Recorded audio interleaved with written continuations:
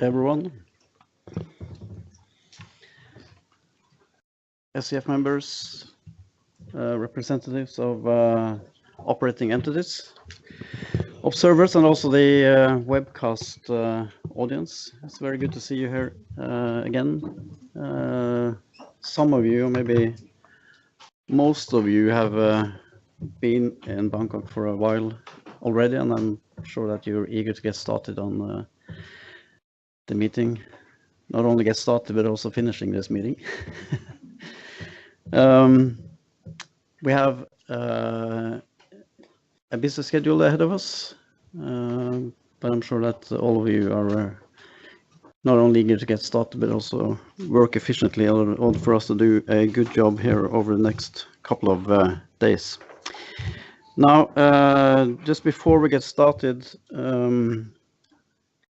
I would like to recognize a few new faces in the room. First of all, welcome Mr. Edmund Mortimer from Australia as a new committee member.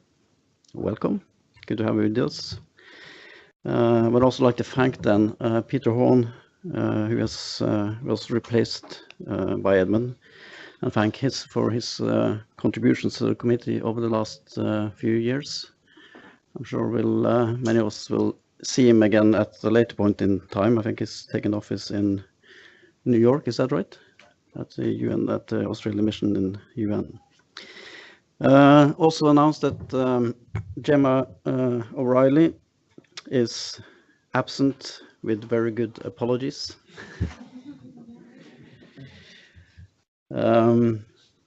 She has made arrangements for a replacement for this meeting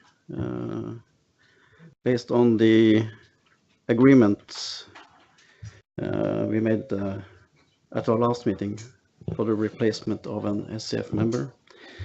So I'll welcome, is it possible to get the echo away?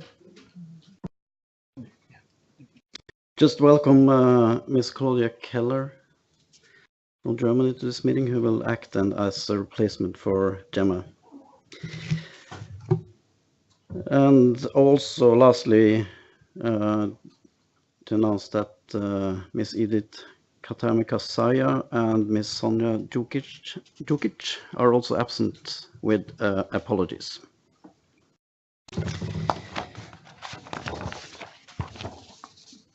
Then also let me announce that to ensure transparency and broad participation, the meeting will be available via Skype broadcast, apparently with a 30-second delay. So if you say anything you regret, you might just be very quick and rewind it and delete.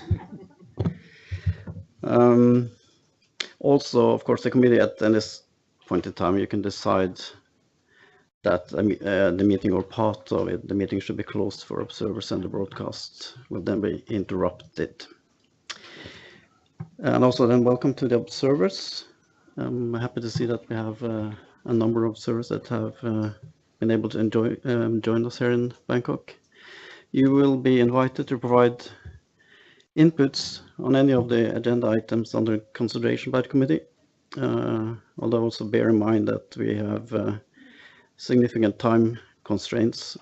So I'll also encourage you to participate in the more technical discussions that we'll be having in some of the breakout group sessions. But we are very glad that you're here, and we welcome any input that you might have. Then I'll turn to the agenda item at hand. I would first like to move to the item on election of officer before we continue with the meeting and the organizational matters. So in accordance with decision 2 CP 16 Annex 6 paragraph 4, the committees shall elect annually a chair and a vice chair from among its members for a term of 1 year each, with one being a member from a non-Annex 1 party and the other being a member from an Annex 1 party.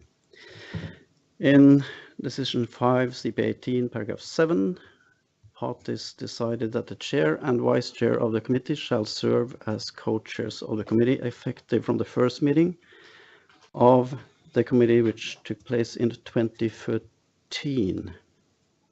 Was it 2013? No, that wasn't the first meeting. No, it was. This was the first meeting. That was the first meeting here in Bangkok, actually. With the co-chairs. Oh, that's right. Exactly. That's right, with the co-chairs. Yeah, we did actually have the first meeting of the committee here 6 years ago, so we can celebrate that later in the afternoon. You will have seen, I'm sure it's been received with great regret, the message that Benedita Muller has had to resign from the committee effective of 3rd of August 2018. Ditas has meant immensely for this committee over the years, and she has for the whole process, and will deeply miss her presence and participation with us, her experience, and also her driving force and energy. I've been working with Ditas for many years, and she's a great colleague, but also a really good friend of mine. And beyond her competence, I think I and many of you have grown to appreciate also her humor and the meaning of her presence in meetings. And for me, it's been an honor and a privilege to serve as a co-chair, whether I'm sure that I speak on behalf of the whole committee, all of you, when we convey to her our gratitude and wish her all well, and that we hope to be seeing her again soon. Now, of course, because of her resignment, the committee has been invited to elect a co-chair from a non-Annex 1 party for the remainder of the term. So with this, I would like to open the floor for nominations of the next co-chair of the committee. The floor is open. Paul, please. I would like to nominate Sahir Fakir of the African group to fill that post. And there's no need to delve into his experience in these issues and this type of post, so that is quite natural. With regard to Bernadita, I would propose that we send a formal communication from the Standing Committee on Finance to her, in which we express our deep gratitude for her many years of participation and continuous contributions year after year to this process. She's really one of the steadfast bulwarks of this process, and at this moment we should express that to her, as well as the desire that we have to see her again very soon in good shape. We wish her a very speedy recovery, and to capture that in the official note that the co-chairs could transmit to her formally on behalf of the entire Standing Committee on Finance, if we are in agreement on that. Thank you, Paul, and we will make sure that we do that. Then, if it gives me then great pleasure to propose that the committee elects Dr. Sahir Fakir of South Africa to serve as its co-chair until the first meeting of 2019. Hearing no objections, it's so decided.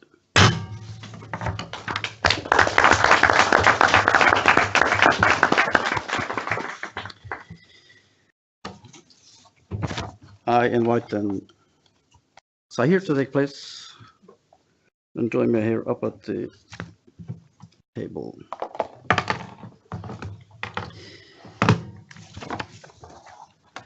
Of course, many of you will know that, well, Zahir and I have been, it's not the first time that we're working together, also not as co-chairs. So for me, it's a great, also great privilege, but also comfort to know that we have him with his experience with us in chairing the committee during the day, up until our through the next meeting until the first next year.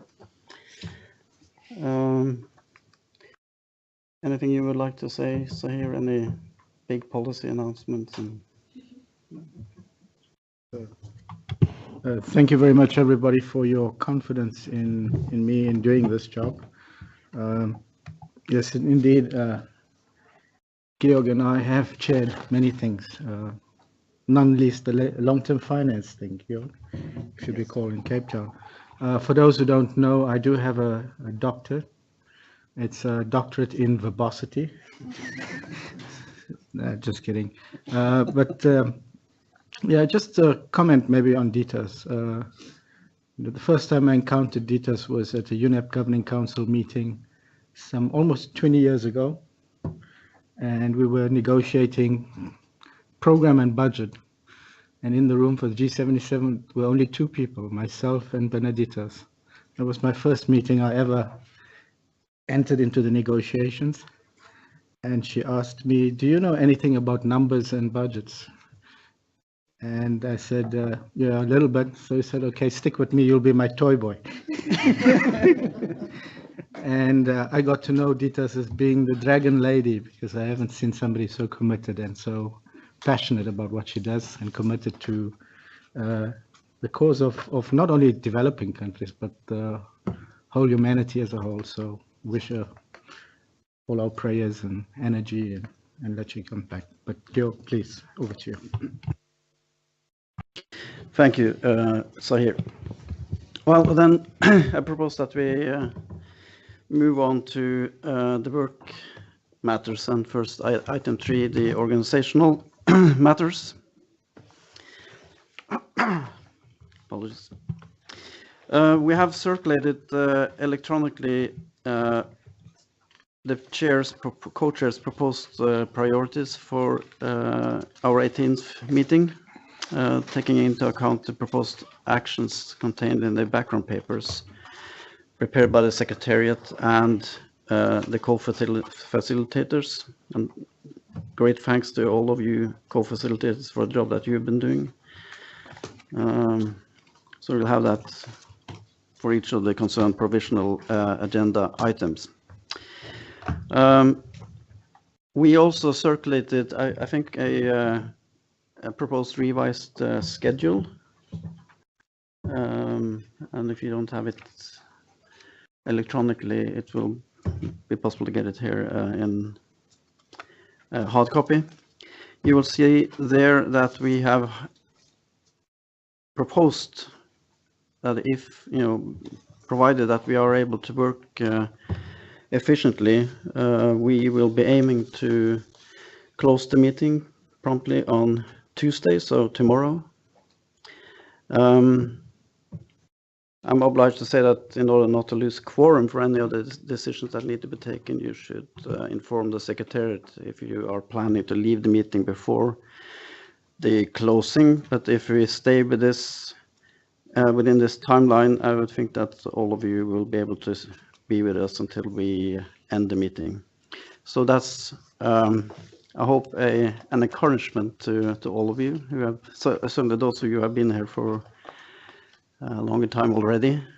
And we do think that this should be possible for us to do, make all of the right or the necessary work and decisions at this meeting, and in that way prepare for the next session in October, and that we can do that within this timeline.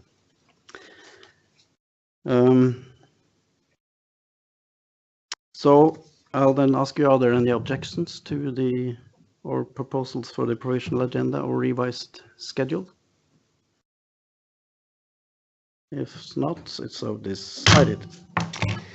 And the Secretariat will then publish the provisional agenda on the website.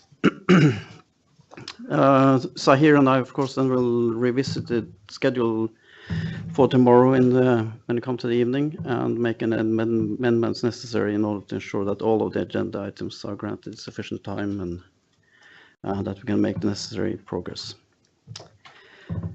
I suggest then that we turn to agenda item 9, linkages with the SBI and the thematic bodies of the convention.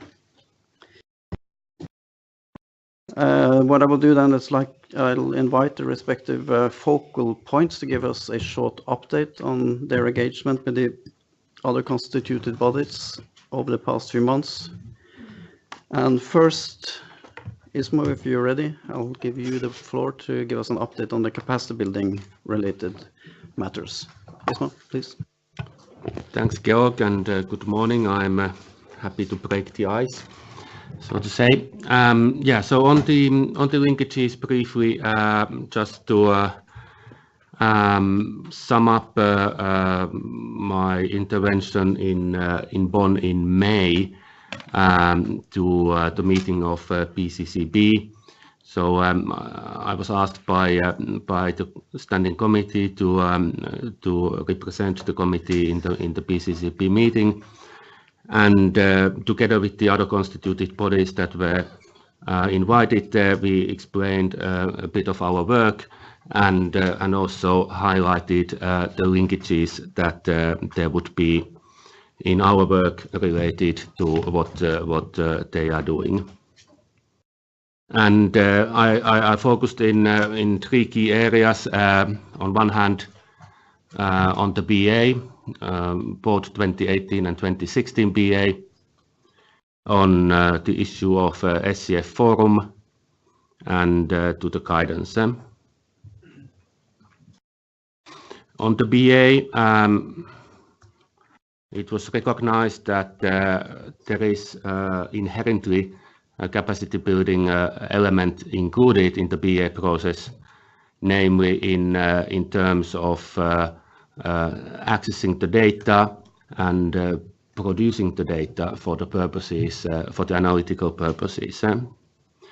And as the 2016 BA mentioned, it was found that it is important that we do invest, or the parties invest in capacity building for the purposes of producing domestic data.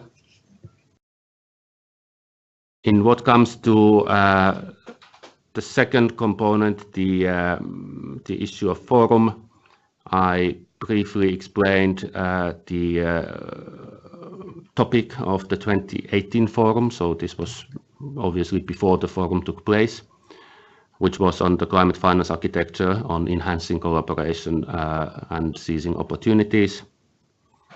And there on those trends and challenges that are coming out from that forum.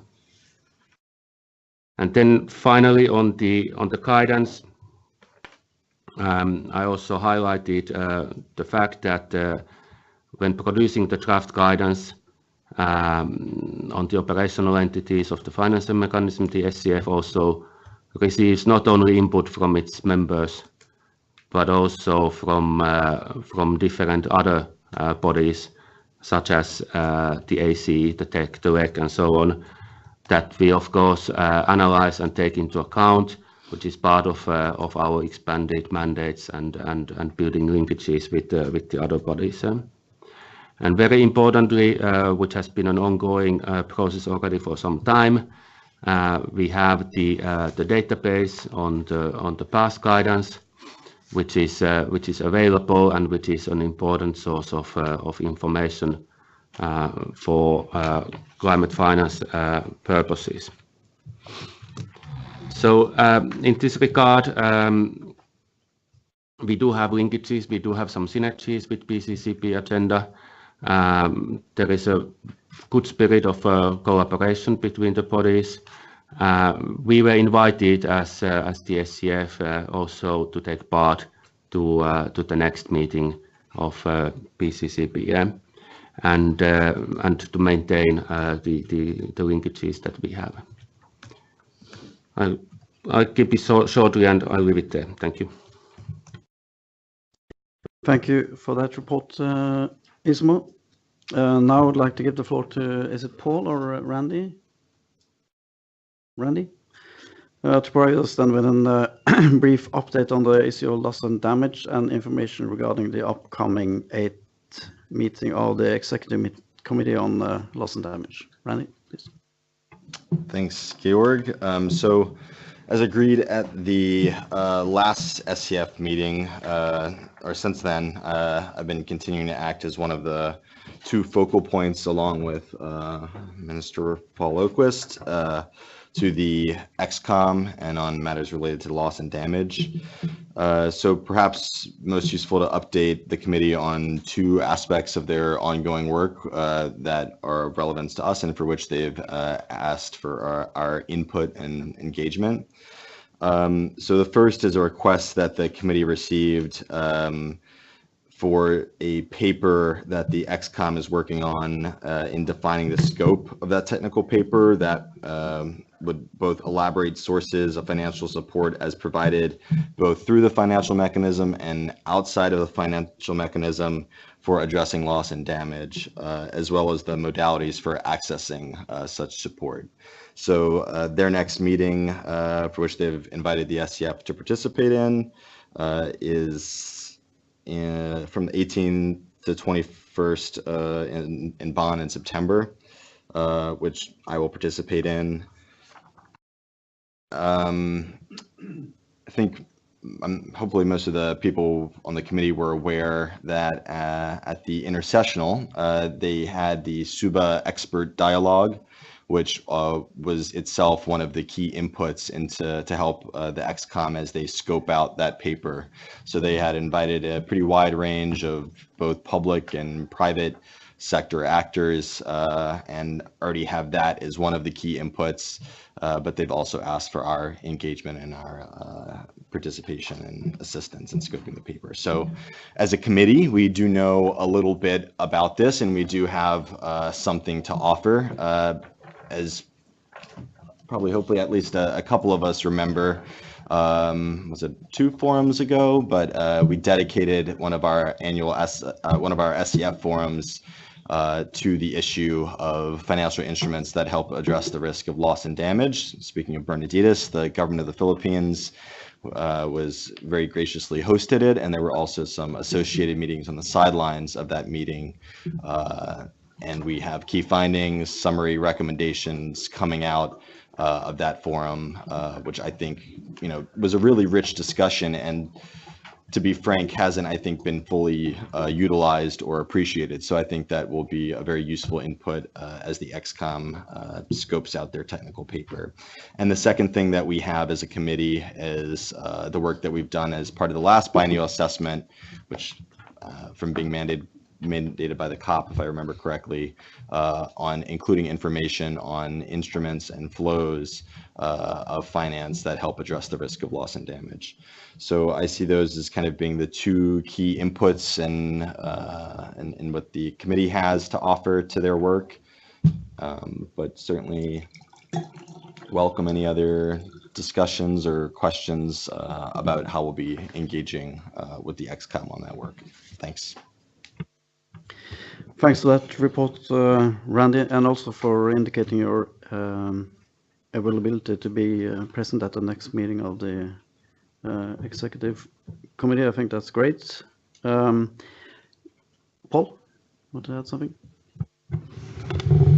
Do we have this paper? Do we have the technical paper from loss and damage?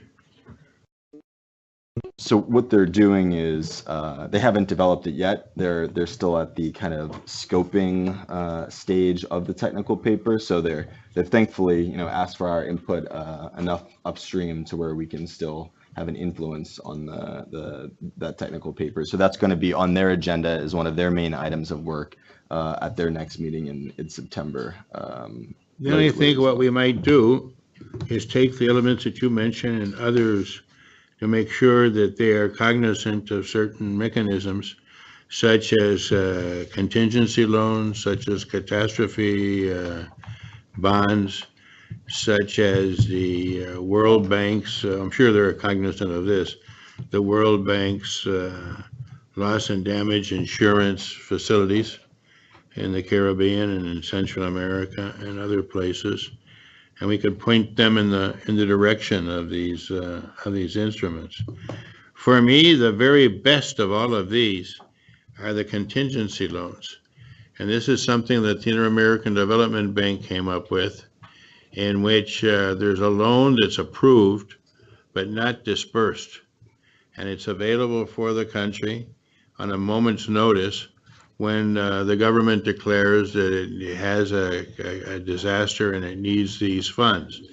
The loan starts to operate only when the government draws upon them. It's just pending, but it's freely disposable for the government.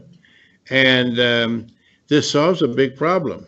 The problem was that the multilateral financial institutions were quite useless in disasters. They have 1 to 2 year pipelines on their project, so there was no hope. But with this mechanism of pre-approved loan waiting upon call, they become very relevant, because what the government most needs in these circumstances is liquidity, instant cash to meet the multiple demands of a disaster situation, and this provides that. So I think that's one very interesting one. But I think another thing that needs to be pointed out in our little note to them is that there's a new category, and this new category will become more and more prevalent, and that is catastrophic losses. And catastrophic losses can be defined as when all of the systems of a society are down. You have a disaster, some systems are down, some areas are affected, and then you use the systems you have, the resources you have, the areas that are functioning to deal with that. But in a case like Dominica, in Hurricane Maria, the entire country is down. All of the systems is down. So you have a catastrophic loss. And that is not to be dealt with by the same means as a normal disaster, because it's much more profound and needs a different type of treatment to be able to bounce back from that. It's not a matter of resilience, it's a matter of really reconstructing the basic systems that make a society run. Yep, thank you for that, Paul. I was rapidly taking down notes as you were speaking, because I think as we all know, you have some personal expertise and a lot to offer on this subject. So I mean, there's both the the invitation that they sent us to participate in the actual meeting and the request for written input. So as I mentioned, I think there's two immediate off-the-shelf products that we have to make available to them. But by all means, I think some of these additional things should also make it into either our in-person engagement and then also the written inputs that we provide. So one last little point here, so we can close this. Something that doesn't exist at this moment, but that is definitely in the pipeline.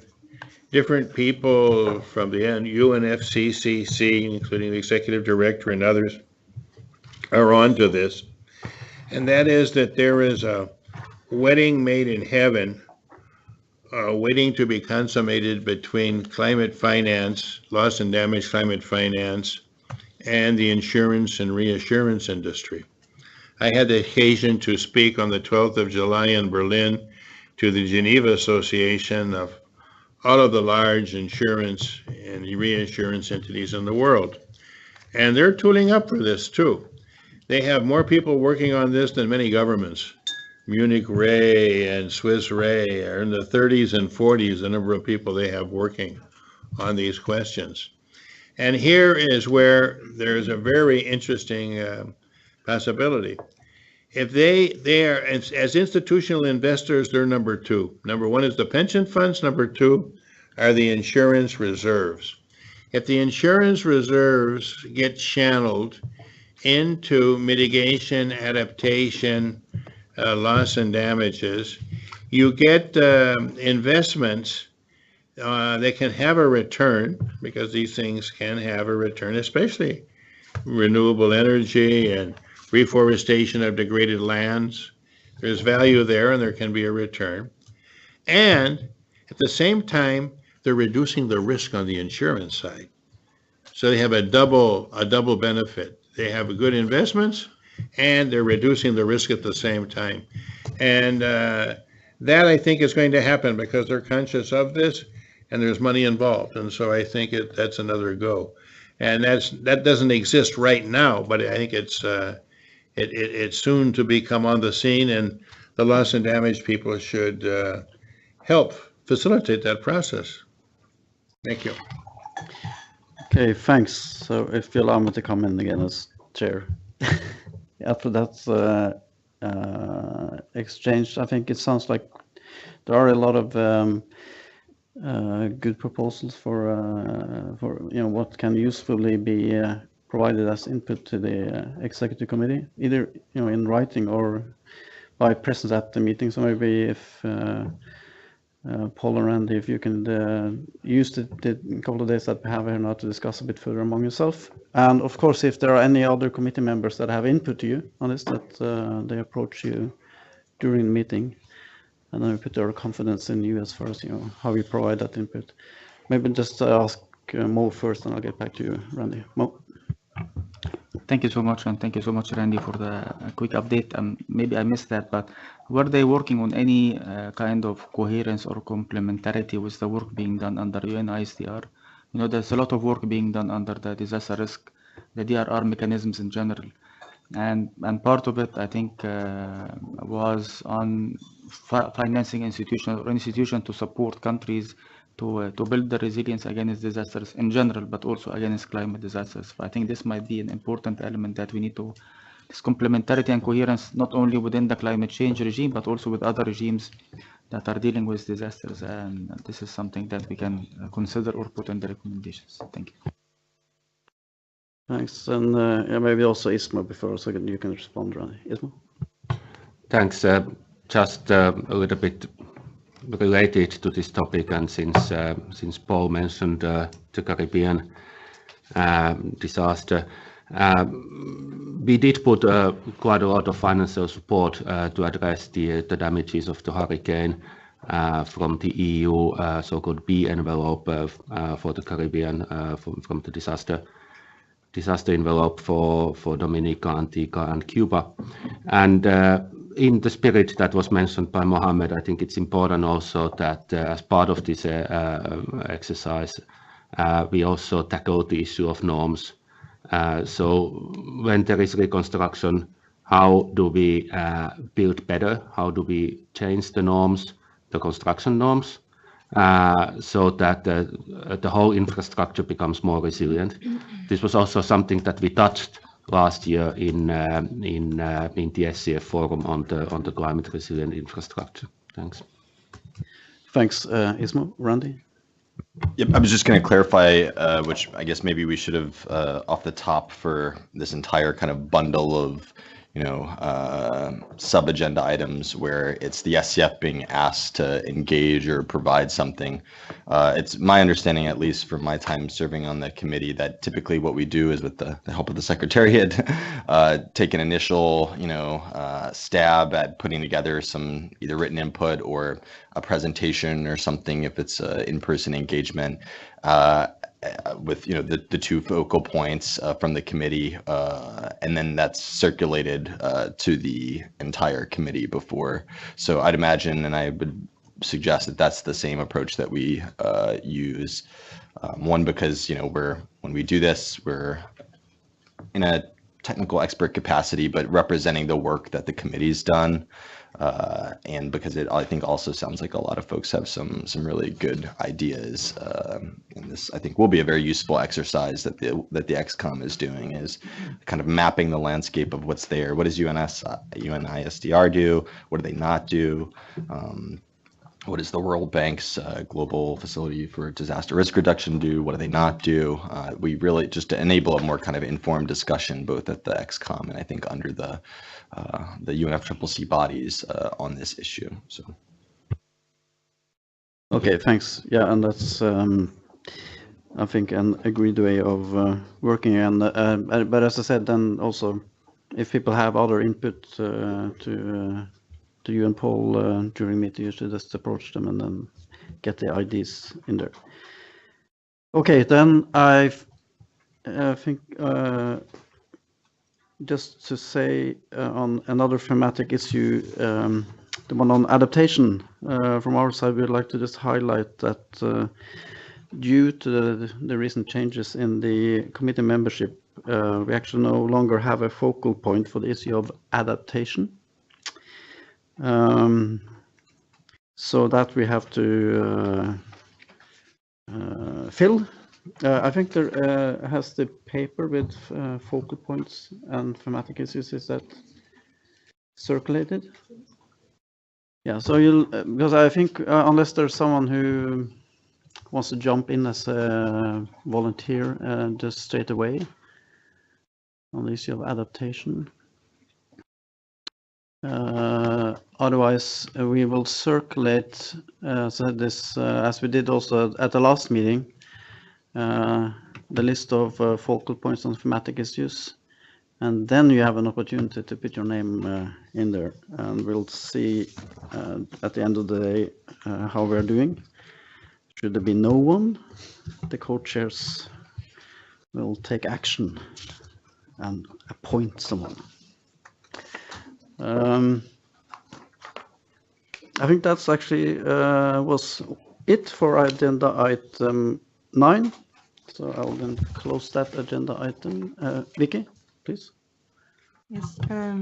Good morning, colleagues. No, as I'm the liaison with the CTCN, I just want to give a very brief update because yes, please. Sorry, please. No, that's fine.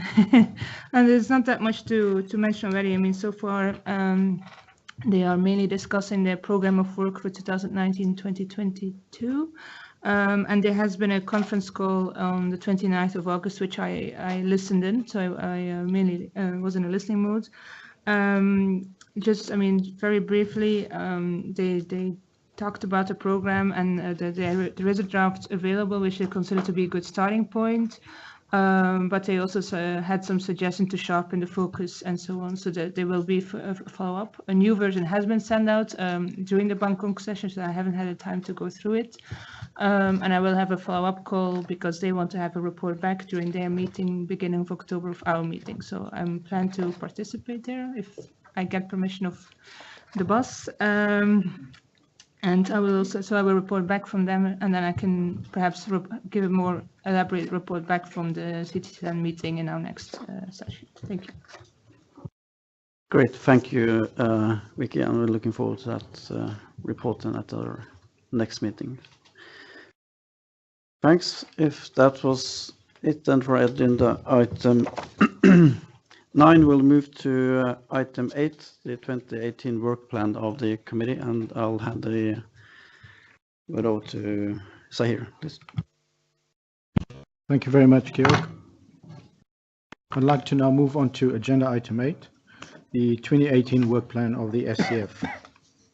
As it was outlined in your background paper, the COP in decision 7 CP23 endorsed the update of the work plan for the SCF for 2018.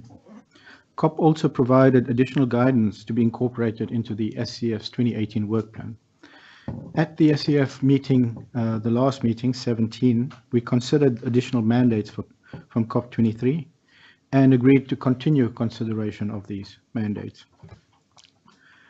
In terms of that discussion, the SCF members are invited now to consider, and hopefully we can conclude the consideration on this item. In the background paper, it contains the additional mandates that we have previously discussed. I will just briefly highlight some of them. The first issue that we are considering is the integration of finance for forest-related considerations into the 2018 work plan for the SCF. The COP reiterated that the SCF will integrate financing for forests related considerations into the 2018 work plan, and where appropriate, continue to work on this matter in the context of the overall issue of improving coherence and coordination in the delivery of climate change financing, and taking into account all relevant decisions related to forest. As outlined in Annex 4 of the work plan background paper, the SCF organized a 2015 SCF Forum on forest finance. There's also been some outreach activities, and but most of them has been by and large presenting the outcomes of the forum. It is worth noting that there are ongoing activities and initiatives on coherence and coordination of forest financing, and these are being taken up by other stakeholders and actors, such as the GCF, the UN, and other international organizations, as well as NGOs. What the SCF needs to decide is how can it fulfill the COP mandate on coherence and coordination of forest finance. And the background paper that has been presented to you outlines some options. Firstly, the SCF, in order to consider incorporating forest finance into its ongoing activities, the options that have been proposed in the paper includes incorporating this into the work of MRV of support and the preparation of the 2018, provision of draft guidance to the operating entities of the financial mechanisms of the convention to COP24, and inclusion of this issue in the consideration of future SCF fora. What you may also wish to consider are some additional items and to undertake some additional work. This includes two areas. One, the consideration of reach out to entities working on forest finance to solicit their views on how the SCF can contribute to strengthening the coherence and coordination of forest finance, and this is based on the 2015 SCF Forum findings. The second additional option is organizing a SCF side event in conjunction with the UNFCCC sessions to facilitate the interactions amongst financing entities that provide forest finance. Now, colleagues, when you consider this item, I wish to also that you have in the back of your mind the workload that you have for 2018, the competency and capacity of the constituted body, and the budgetary implications. The envisaged end product that we're looking for is an SCF report to COP24. So with that, I'd like to open the floor for some comments from members on this. So I'm focusing on the options for integration, and you have in the paper the three, that is the work in the MRV, preparation of the 2018 BA report, provisioning of the guidance, as well as the inclusion in the other SCF fora. There are some additional items to that, and those were the consideration of the outreach to other entities, as well as organization of a side event. With that, the floor is open.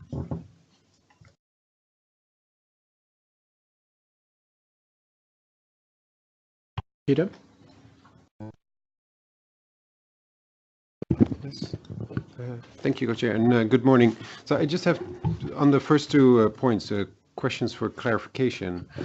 I mean, I believe we are already doing this. I mean, if we talk about MRV of support, if that includes finance for forests, that is naturally included. There's no, we're not excluding that at this moment. And the other one, when I read the second order draft of the BA, there is a chapter on forest finance already included, as far as I know. Well, I've read it. So, and provision of draft guidance. I mean, I believe we had submissions on forest finance, and parties and SCF members are free to do that. I mean, if we should not put this as a must on the agenda, that we have to have something on forest finance in the guidance. I mean, if it's not necessary, it's not necessary. So I'm just a bit struggling with. I think we are. I think doing this. So yeah, I really question whether there's more that we can do. But. Thank you, Peter. Randy? No, coming in on a very similar line, later today. I think Sani and I have been asked to update the committee on the MRV, the committee's work on MRV of support beyond the biennial assessment.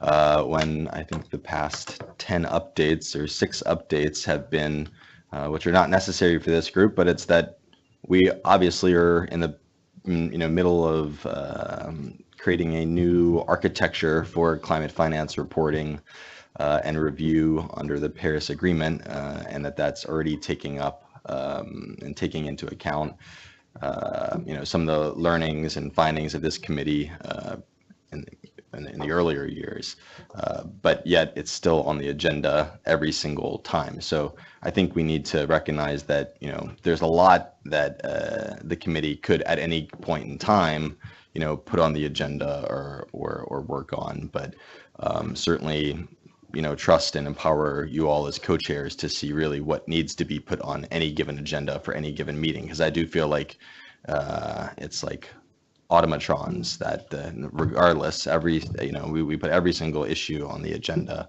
every single time, and I'm not aware of anything that requires that, and I don't think it's fully necessary. I think you guys as co-facilitators or co-chairs could kind of like filter out and see what needs to be put on the agenda for each one of the meetings. Thank you, Randy. Uche? Thank you, and good morning to all. I mean, we had a forum on forests a couple of years ago, and that actually produced a wealth of information, which I think is still sort of somewhat underutilized. But at the same time, it's not really the core competence of this. I mean, there are quite a few of us who come from forested countries, but that doesn't sort of make that mean that forest is the key competence of this committee. We are looking at forest financing in the context of biennial assessment, and I do think that the logical way for this committee to work is really sort of you integrate the forest considerations where they sort of naturally sort of fall into the work of the Standing Committee of Finance. But I do think that we should also have the courage to say that perhaps when it comes to specific forest financing related issues, perhaps there are other entities either within the UNFCCC or outside that are sort of better equipped to deal with the very sort of who have the in-depth expertise on this specific issue. Thank you. Thank you, Uti. Ismail? Thank you. I think along the same lines as the 3 previous colleagues who took the floor, but I would also like to add that we did have last year a COP decision, HCP 23, coming out on the topic of the review of the functions of the SCF, and there the COP, I think, tacitly endorsed what was just being said in terms of putting emphasis on our workload and suggesting to the SCF that we should plan our functions accordingly in terms of our workload and the priorities. And I think we just heard evidence in this regard on how we should plan our actions forward. Thank you. Thank you, Ismail. Kazuhur? Thank you, Co-Chair. My overall comment that I'd like to just stress the importance of prioritizing the SCF works carefully under the situation that so many tasks are requested from the COP. But as indicated by COP23 decisions, prioritization is very important. So regarding the forest, we should take note that already multilateral and bilateral support are going on, and including GCF also, as you're aware that they are starting the pilot project. So we should be clarify what is the added value of taking this forest-related tasks, considering the prioritization of the SCF work. Thank you. Thank you. Mohammed? Thank you, Zahir. So we have a request from the COP, right? And we have to respond to the request. There are some ongoing activities. This is obvious. And I don't recall, do we have a focal point for forests within the SCF? Do we? We don't. So maybe like the action that we can take is if there is somebody who's interested, then we establish the focal point for forests who can be the one liaison or following the issues of forests, and then we include in the report of the committee that we have a focal point, and this focal point has provided such a report following the existing elements. Because there are some elements that we can work, others we cannot do. Guidance to the operating entities, it depends on the parties. Of course, we can put it in the long list that we have, but then parties decide at the end. But we cannot decide on the structure of the guidance unless we agree on having a decision on this will be the structure of the guidance, and then we put it to parties to consider. Then we can include one on part on adaptation, part on forest, part on mitigation. This is one way to do things, but I don't know if this is feasible or not. We can discuss that. But at least we need to show the COP and report back that we are achieving, in addition to what we have been doing before, we are responding to the request. So I think that we can consider, if we all agree, that we can, if somebody would come forward and say, yes, I am interested to be the focal point for issues that relates to forests, and then reports back, then be part of our report and take it forward. Thank you. Thank you, Mohammed. Ivan? Thank you, and good morning to everybody. I agree with Mohammed, so there is a decision that is reiterating a request to this body, but also I would like to point out that the whole issue of climate and forests is evolving according to the implementation of the Paris Agreement. There has been done a lot, that's also true, but it's also true that most of the financing that is directed to forests is related to mitigation. And obviously we have to know if that is going to be the case in the future. So in order to improve coherence and coordination, I think that it's still a necessity of understanding the broader role that forests have in the context of climate change action, and provide guidance accordingly. Thank you. Thank you. Uti, you want to come back? Very briefly, just to support what Mohammed said in terms of way forward, and just to remind that I believe one of the co-chairs is the focal point for forests, or at least unless it was sort of a time-bound focal point appointment. But we had a side event on financing for forests and so on in the SCF. So.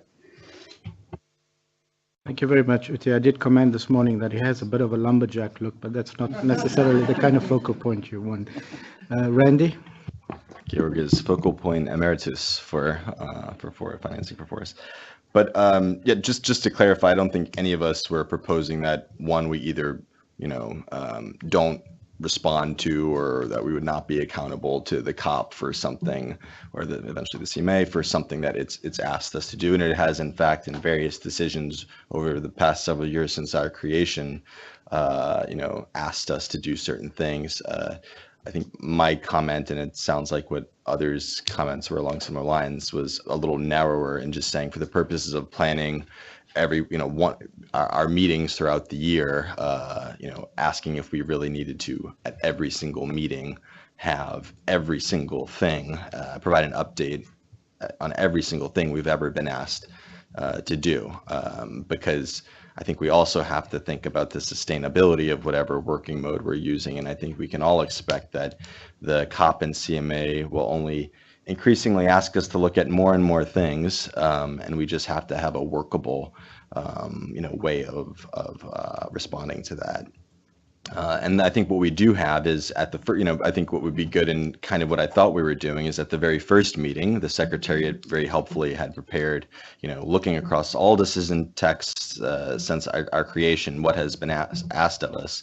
And then we reach agreement as a committee on how, throughout the course of our year and our core work plan, we would see ourselves responding to that. So I think the forest financing was a good example, and I didn't hear anything that was inconsistent with the idea that we take up looking at financing flows and instruments for forests in our biennial assessment or anything else. But I think it would just be good if at the very first meeting we decide how we're going to handle all of these things, whether it requires additional work, whether we're going to take them up through the course of our existing work plan or activities, and then we roll with that for the rest of the year, and we don't at every single meeting have to give an update on every single thing unless it's required. And I think I would certainly defer to you all and trust you all as co-chairs to have a sense of whether that's required. Thank you very much, Randy.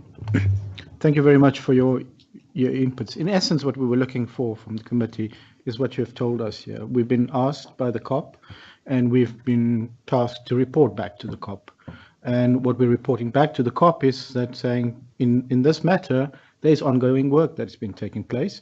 We've done a review, and we don't see any additional areas where we can do within the competence of this forum, but that we have a focal point for this. The Honourable Co-Chair, Georg Bursting, will continue in the absence of anybody coming forward and volunteering to be that. And I see Ivan has volunteered. So Ivan, you will be the focal point. Georg, you're off the hook on this matter. And I guess the other issues also relate in this fashion. So the second issue was that there was refers to the pre-2020 implementation and ambition. The SCF was invited by the presidents of the COP and the CMP and the CMA to submit by 1st October a concise written input on the SCF's work of the work that we're doing that is relevant to the pre-2020 implementation and ambition. And this input that we provide will be made available on the UNFCCC website, and it would serve as input into the stocktake on pre-2020 implementation and ambition that is going to be convened in 2024. So this is the second issue that we've been asked around. COP24. COP24. Not 2024. Here we go. Yes, no, I'm still reeling from the last few days of negotiations. The third issue that we've been asked is related to the Talanoa dialogue.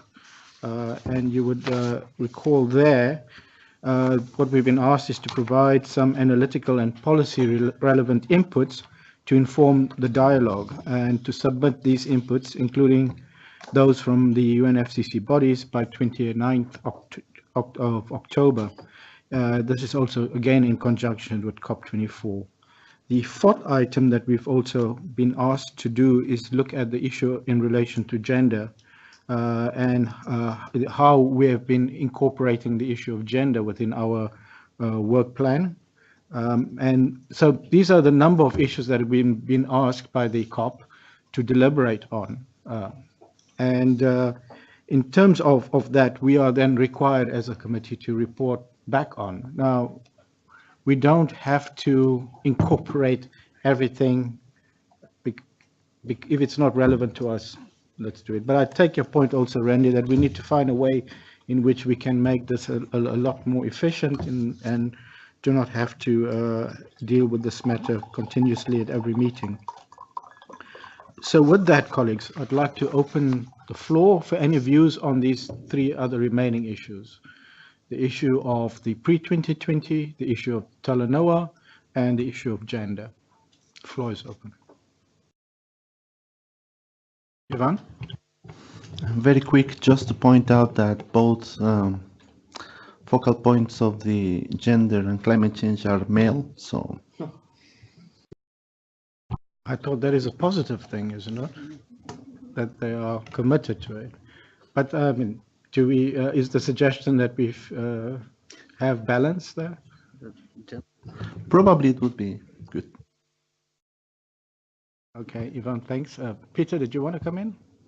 You don't have to if you don't want to. No, well, no, just to go. Yeah, I am one of the focal points on gender. I mean, I don't see that as a problem, being a man. But one of the, I don't know, on gender and climate change, I mean, there are basically two requests. So one is to integrate gender, and the other one is to organize a dialogue. This came out of the Gender Action Plan, with specific requests to the SCF to organize a dialogue on gender and climate finance. So it's more than just integrating into our work, but just to highlight. Thank you, Peter. And I think we will deal with that when we deal with the themes for the next forum. Yeah. So if there are no interventions, Mohammed, you want to raise them?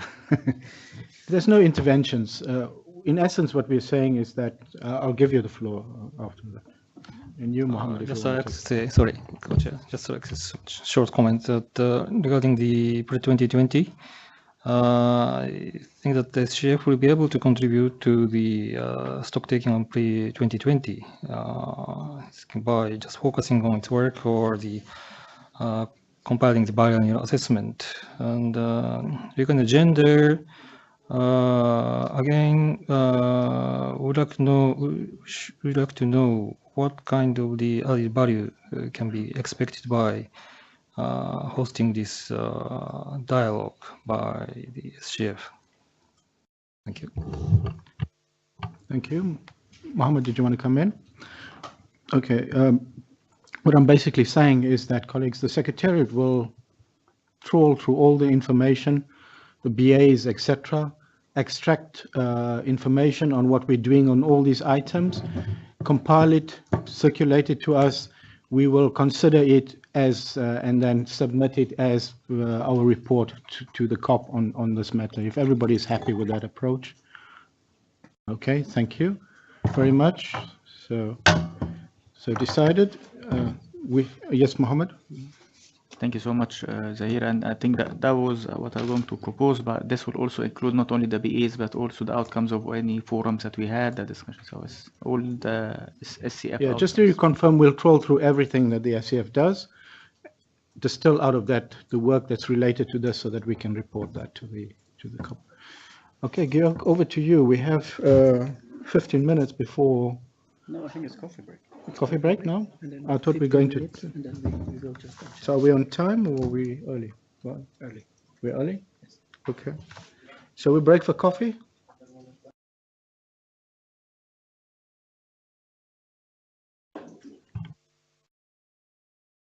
There was a question from Japan on the gender thing, like it's right. So a question. Apologies, Kazuhiro, can you just repeat that?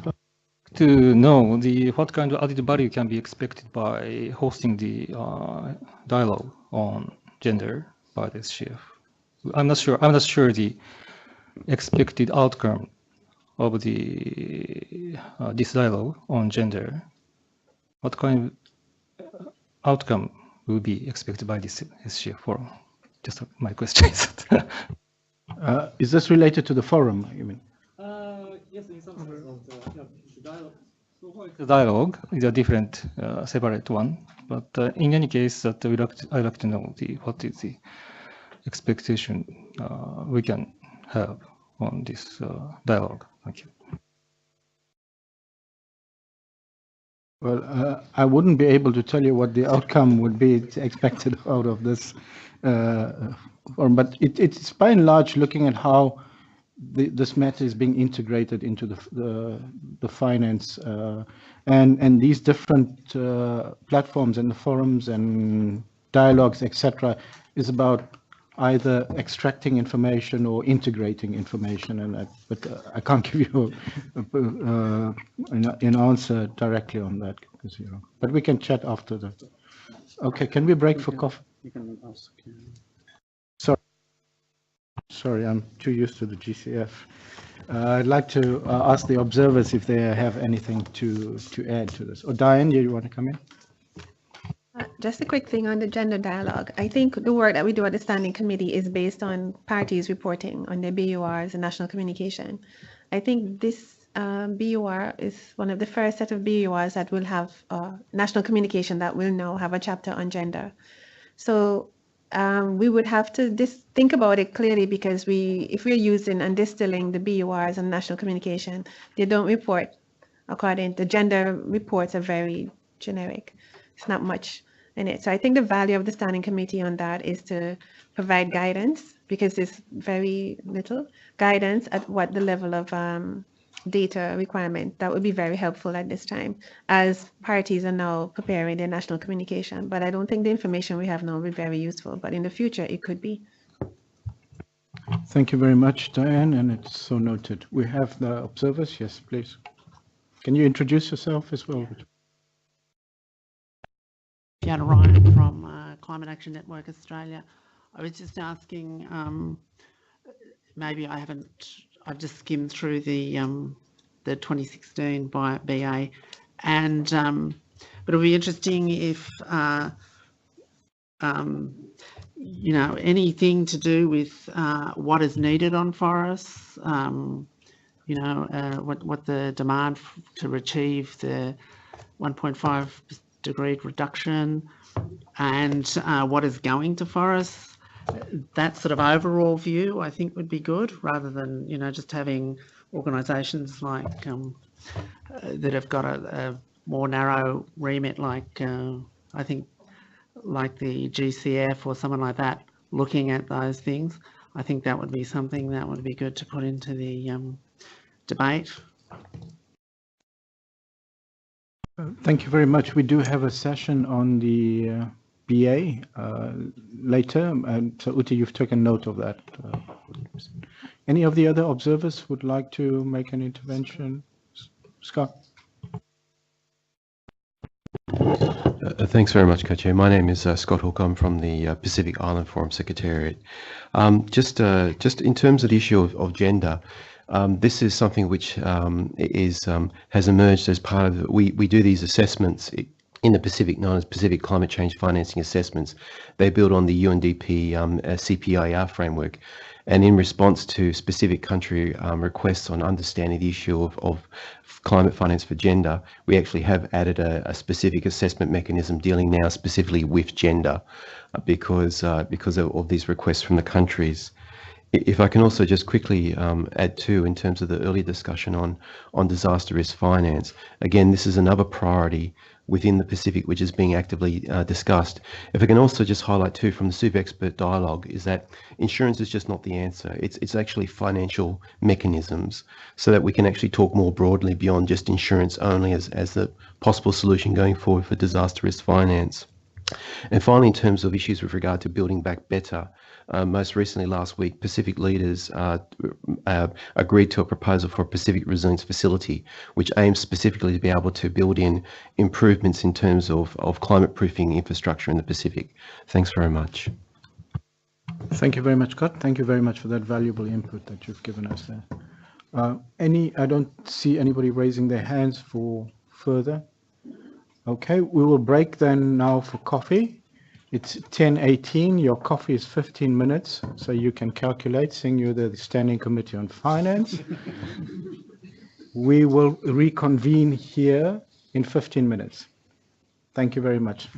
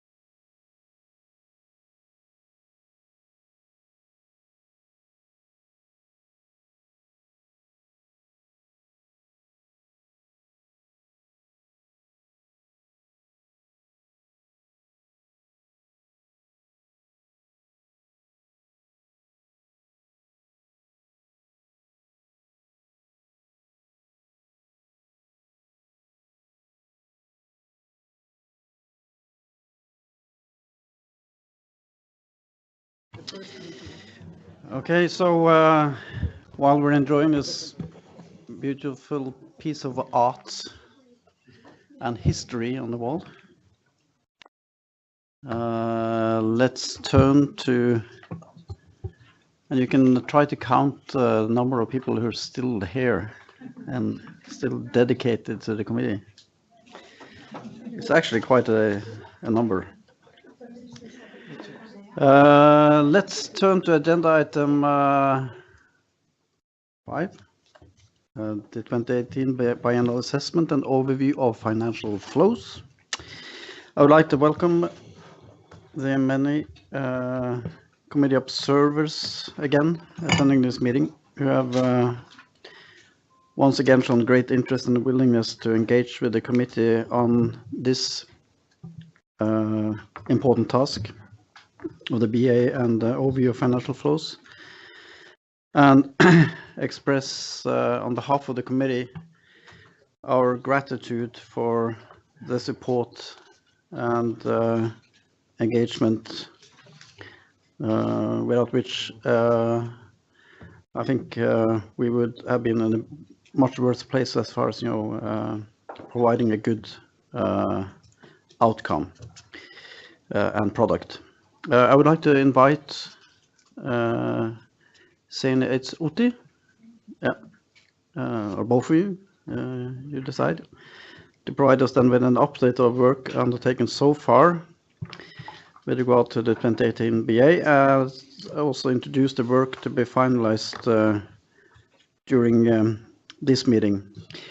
Just to say that we have allocated one breakout group session for this agenda item, and also that this afternoon there will be a technical meeting that will provide an opportunity to engage more in-depth into the technical discussions.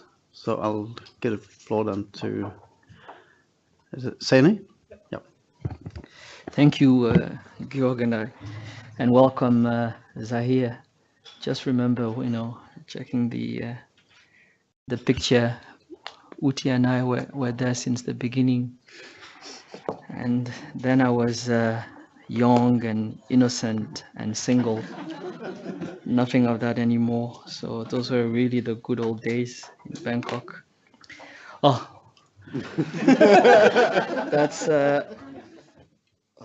that's history. Yes. So at the 17th meeting, we had a good, productive time. I was not there. I followed it on webcast. We agreed to extend the deadline for the call for evidence until mid-May, and we also agreed to circulate the first order draft. We now have a second order draft which has been circulated since, and we've continued work in the interim. We've asked the team to conduct further work in the preparation of the second order, and I think that you've all received the copy of that second order draft some weeks ago.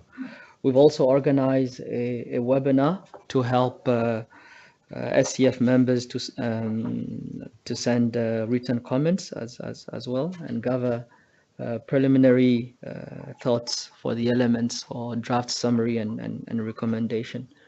Which for those who have been around is really the mode of work we followed for BA 1 and 2. This is already BA 3. Secondly, we've prepared an initial draft of the summary and recommendation with a view to facilitate our work here. And as Georg mentioned, we have a technical meeting in tomorrow, I think. This afternoon and tomorrow. Lunch. Yeah, we've changed it. Yes. Yeah. So we'll be able to really delve into all of that.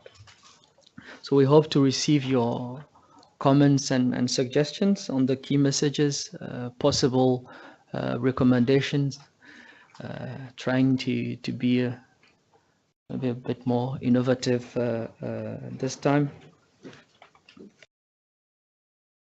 I already mentioned that we'll have the technical meeting where we can really identify together key messages and and recommendation. And Uti is going to present the structure and content of the second order draft. Uti. Okay, thank you. And just quite briefly, just to highlight some of the things that we have in the second order draft, and also to let everyone know that if you, I mean, it's a 190-page technical report that we have at the moment. So if you want a paper copy of that, there are copies available here. And indeed, we have the technical meeting this afternoon. Contrary to the initial agenda for the technical meeting that you received, which says that the technical meeting takes place from the 10th to the 12th of September. So we're not going to have, it's not a 3-day technical meeting, even though I'm sure some of you might have wished to go through the report in very, very detail. So it is indeed just this afternoon. And another thing which I think has also been corrected in the agenda for the technical meeting, it says that Saini will attend via webcast, and much as he would like perhaps to go to the cafeteria and follow the technical meeting by webcast, that's not the intention. He is in. He will indeed be here. Okay, so the structure of the technical report is exactly the same as you know. It follows the outline that was agreed and at the COP. So we have the section 1 on the context and mandates. We have the section 2, which really focuses on the improvements made in tracking and reporting of climate finance since the 2016 Biennial Assessment and Overview of Climate Finance Flows. In section 3, we cover the challenges and limitations in climate finance data, and it sort of draws from the 20 key findings. Section 4 focuses on the key findings, and then section 5 is on the recommendations. As you will recall that the SCF as such, you know, doesn't have to approve, endorse, whatever the technical report, but it's really the summary report and which contains the key findings and the recommendations. Now, this is something that we will then go through line by line at our third meeting in October. However, in order for us to be really well prepared for the third meeting, it's extremely useful if at this meeting we already get sort of very substantive feedback from you in terms of what do you see as the key findings and what do you see as the areas for the recommendations, so that the work that we need to now do in the session between this meeting and our third meeting, that we really sort of that we have a good sound basis at the October meeting. In terms of the content, the content and the mandates section again, you know, draws from the 2016 BA, and as Saini just said, you know, this is indeed the third time that we are doing the biennial assessment, and it's, you know, this is not just the third biennial assessment of the committee, but it's actually Saini and I, it's kind of our third biennial assessment. So hopefully we will have learned something in the process, and keep on improving as we go along.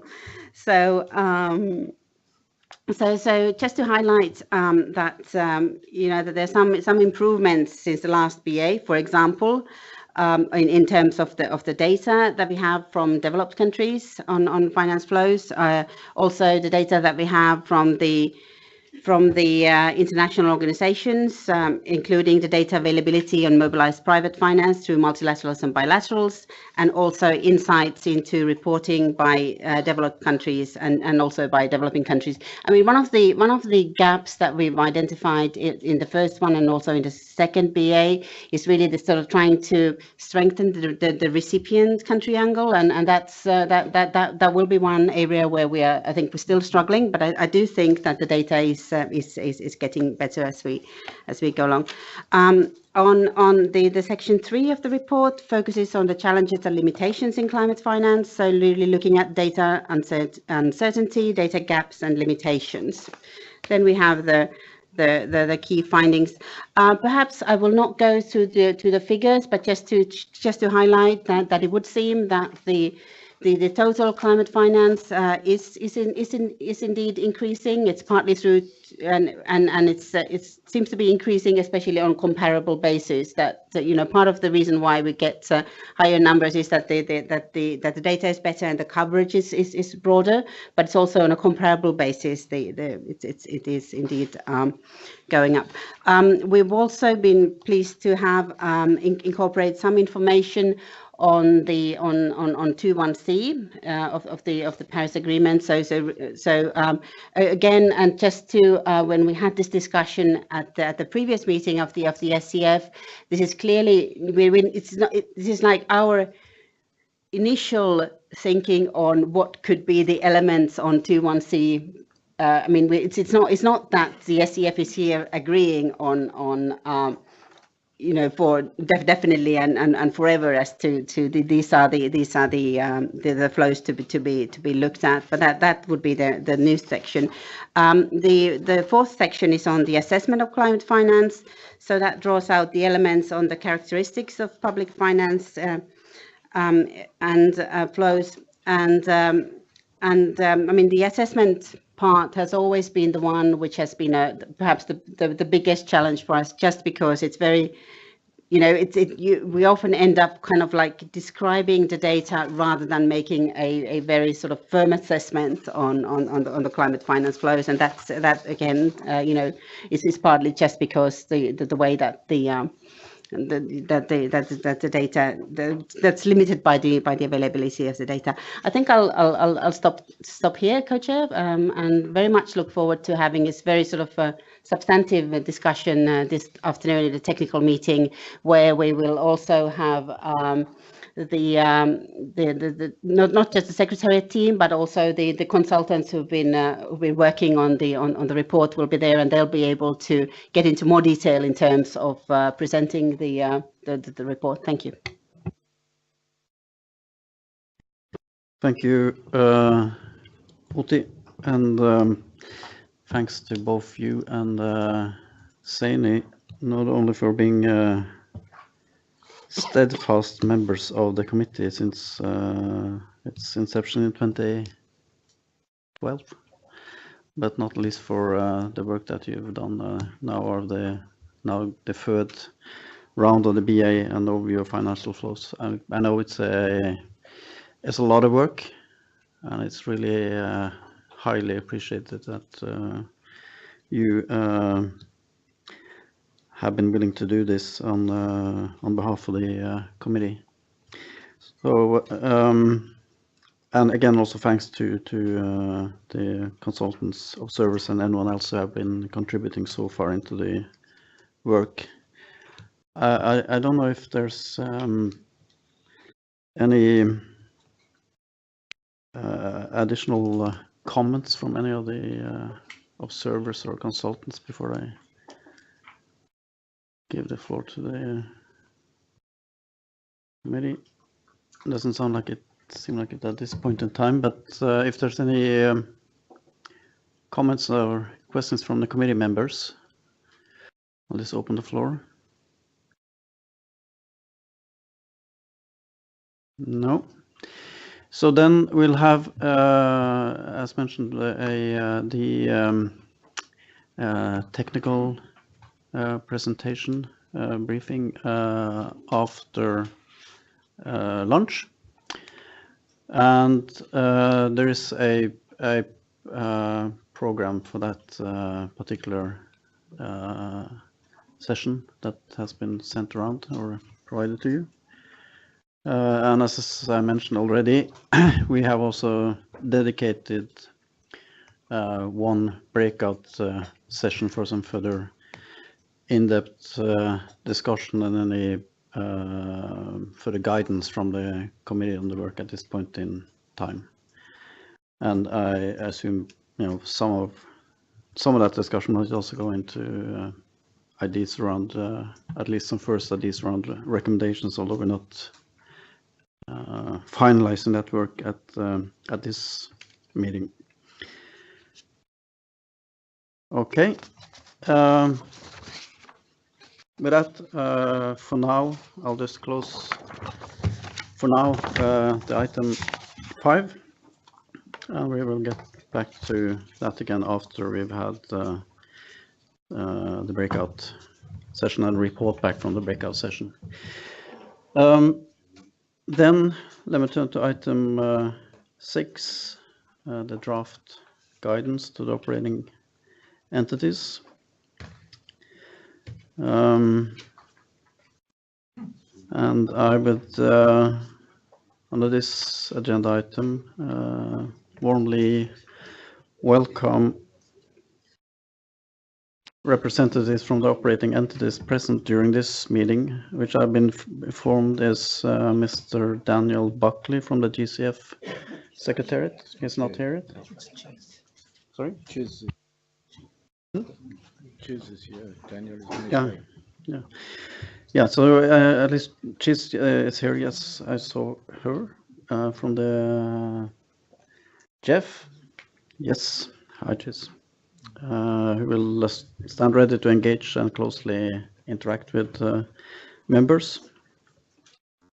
There will be a breakout session for this agenda item, and I guess I'll just give the floor to Diane to introduce the agenda item and the objectives for the meeting for this item at this meeting.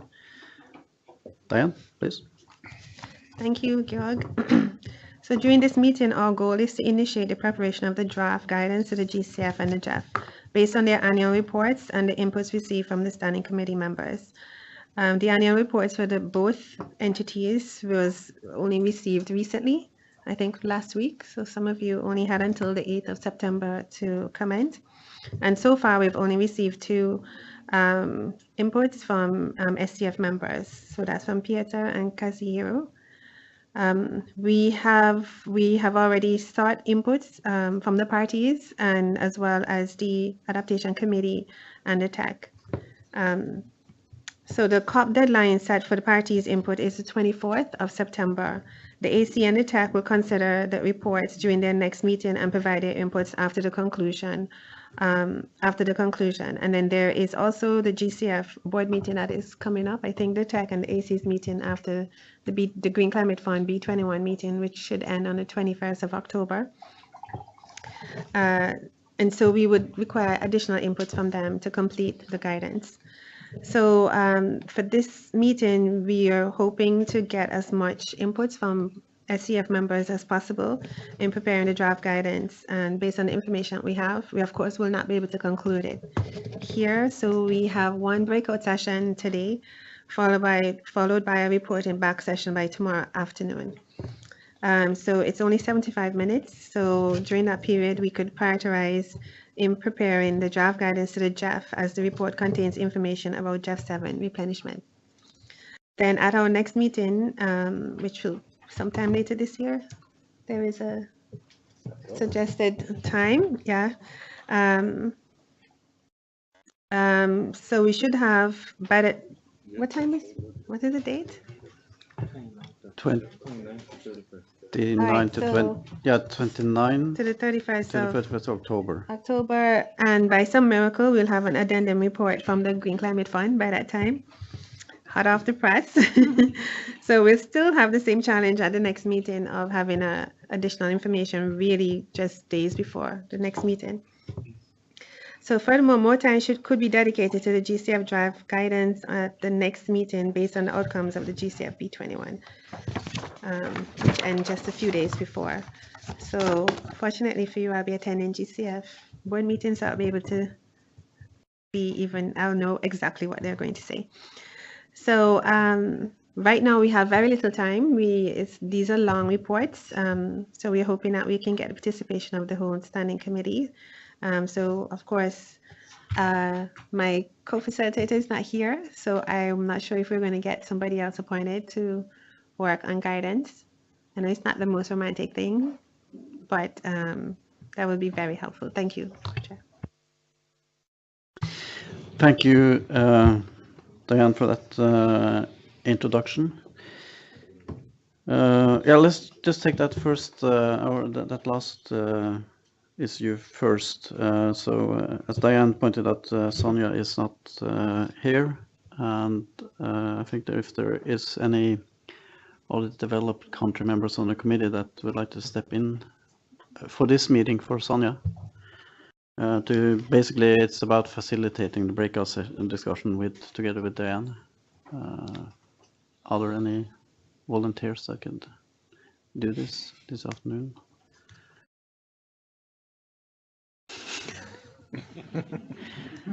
Vicky? I'll do my utmost best. Great, thanks. Thank you, Vicky, for doing that. I'm sure Diane will appreciate that greatly. Any comments, Peter? Yeah, just a question on the timeline, because in the information or background paper that we received, it says that the GCF addendum will come the first week of November, which will be after the SCF meeting. So I don't know, I haven't seen Dan here, but anyway, just to flag. I don't think we can do anything about it. But.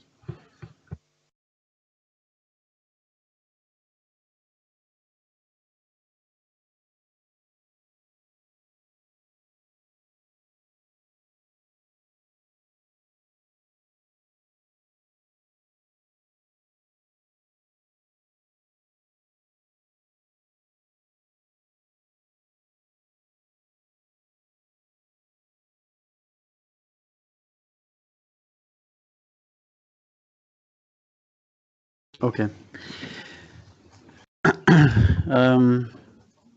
I guess we can at least just through the number of GCF members that are actually also in the room here and those who participated in the meeting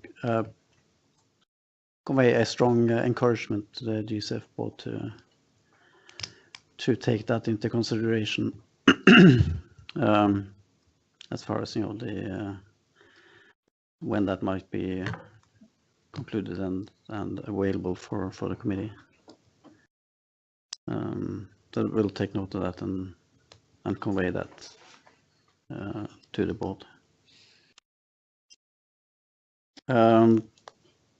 Any other comments or questions? Any of the observers have anything at this point in time?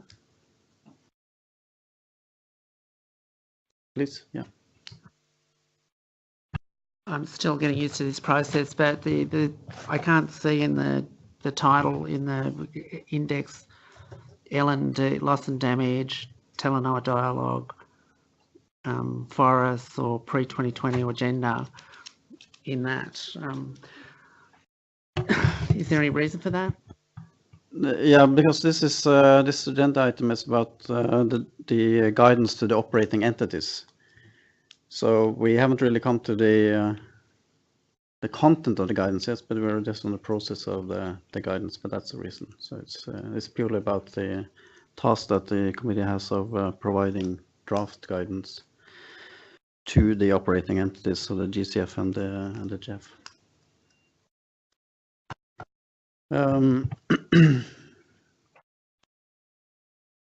I think we've then come to the end of discussion so far at this agenda item. As we pointed out, we have a breakout session this afternoon.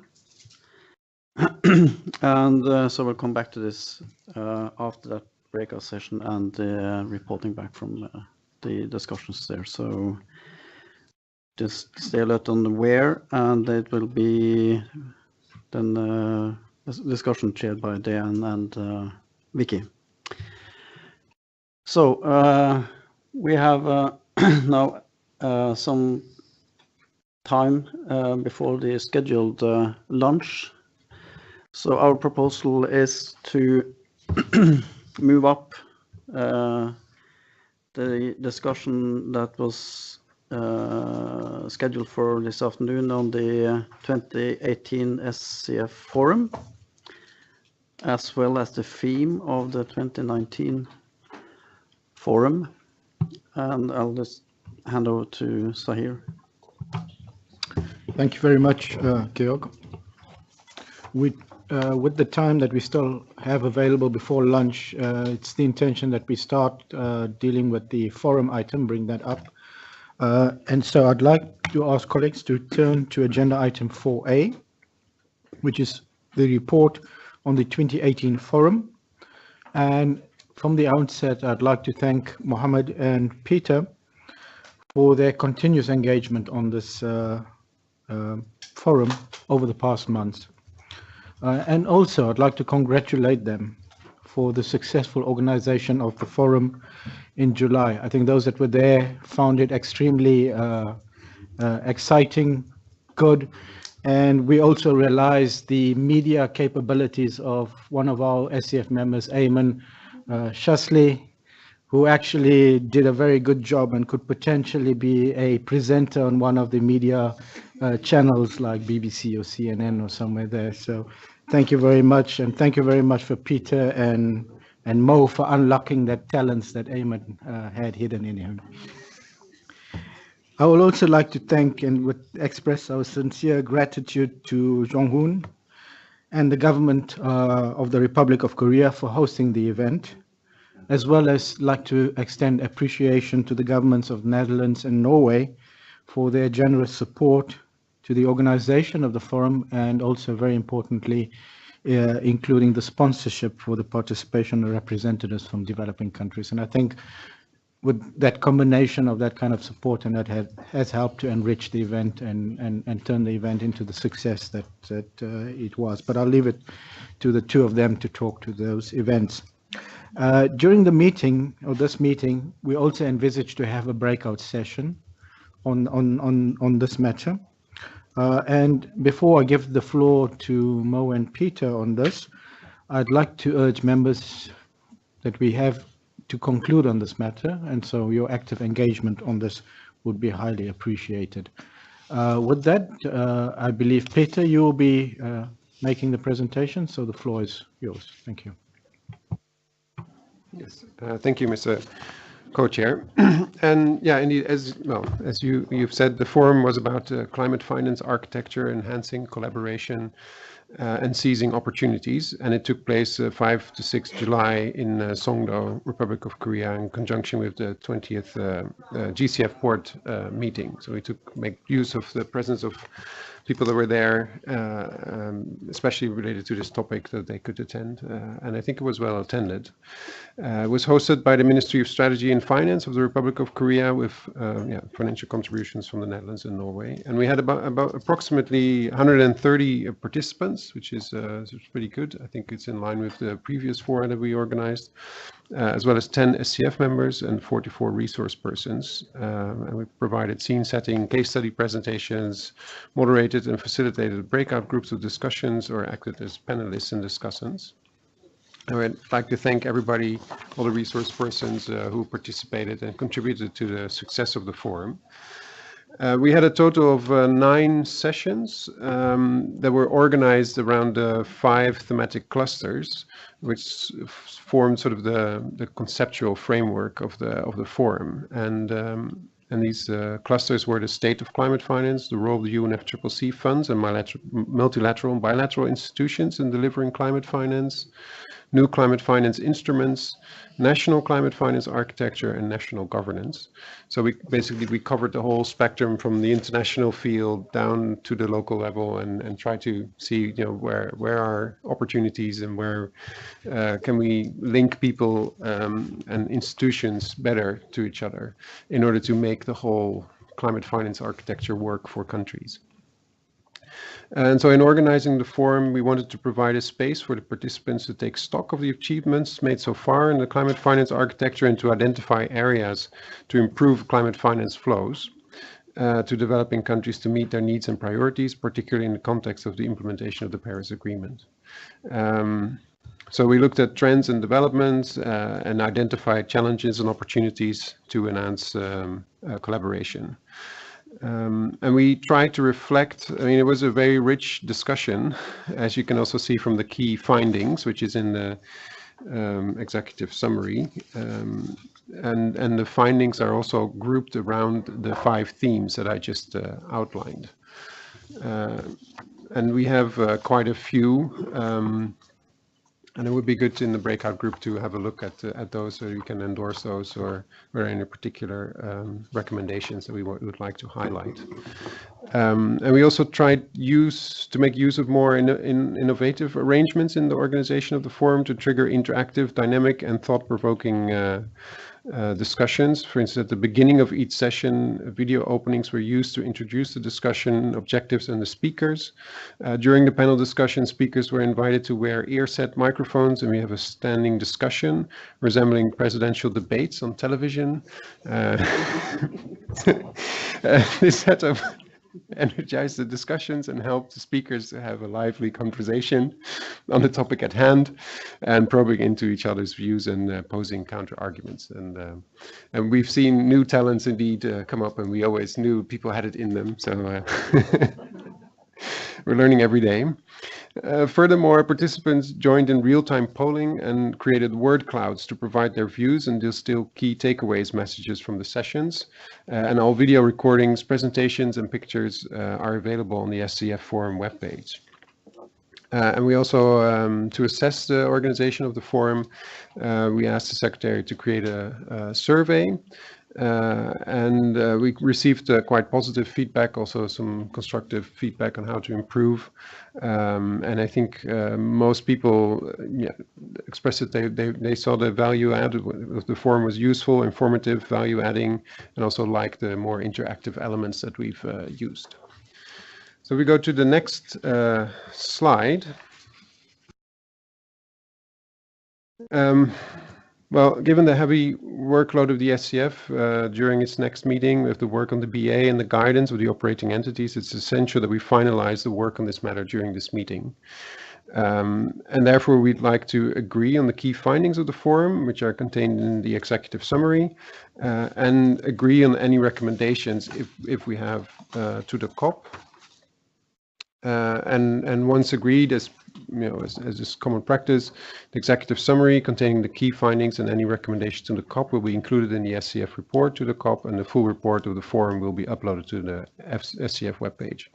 And so we encourage SCF members and observers to join our group and look forward to fruitful discussions. Thank you. Thank you very much, Peter. Mohammed, do you want to add anything from your side? No, thank you so much. I just wanted to thank Peter first in the very strong cooperation and the spirit of cooperation and understanding. And it is a very difficult topic, and I think working with Peter was very good. We had a very good teamwork, and we were supported with very strong secretariat that really helped us navigate planning the forum. And also I would like to thank all the members of the standing committee and part of the observers that I see here who did attend the forum and participated very effectively and efficiently. So those were my 2 cents, but just really it was a very good, informative discussion with a lot of participation. Of course, I enjoyed so much this innovative way of having the mics, and yeah, it brought out some issues that I didn't know about myself and about some colleagues. I mean, it was very interesting.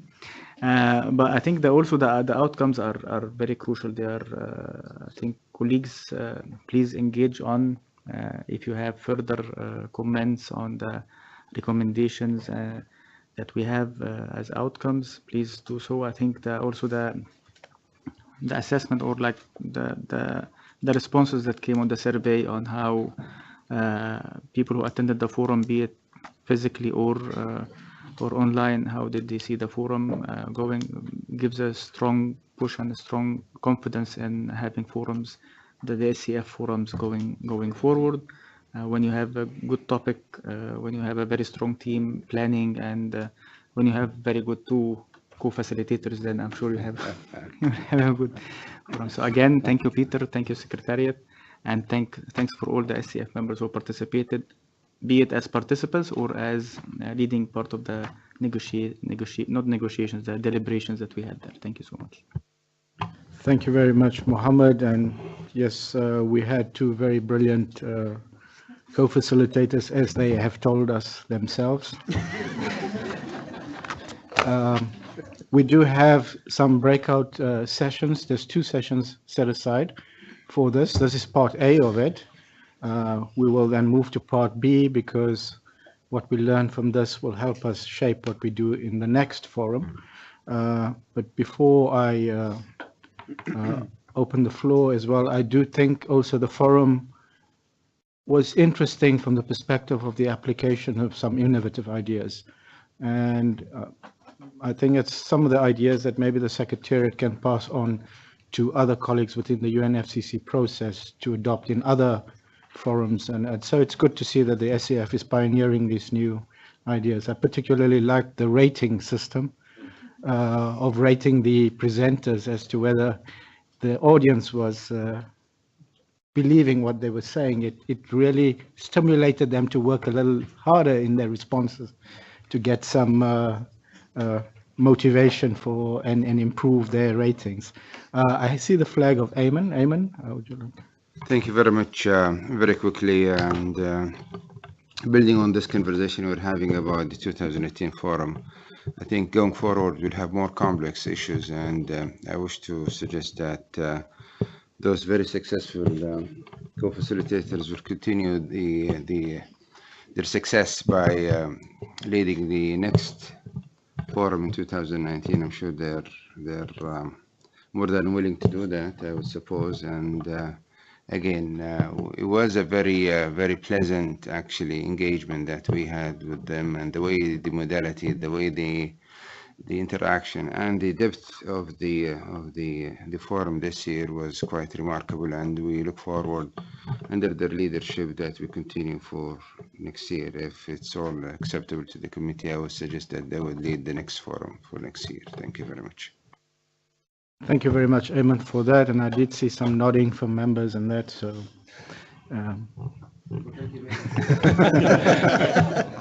I'd like to open the floor for observers on this item, if there are any observations you'd like to make now. I see none.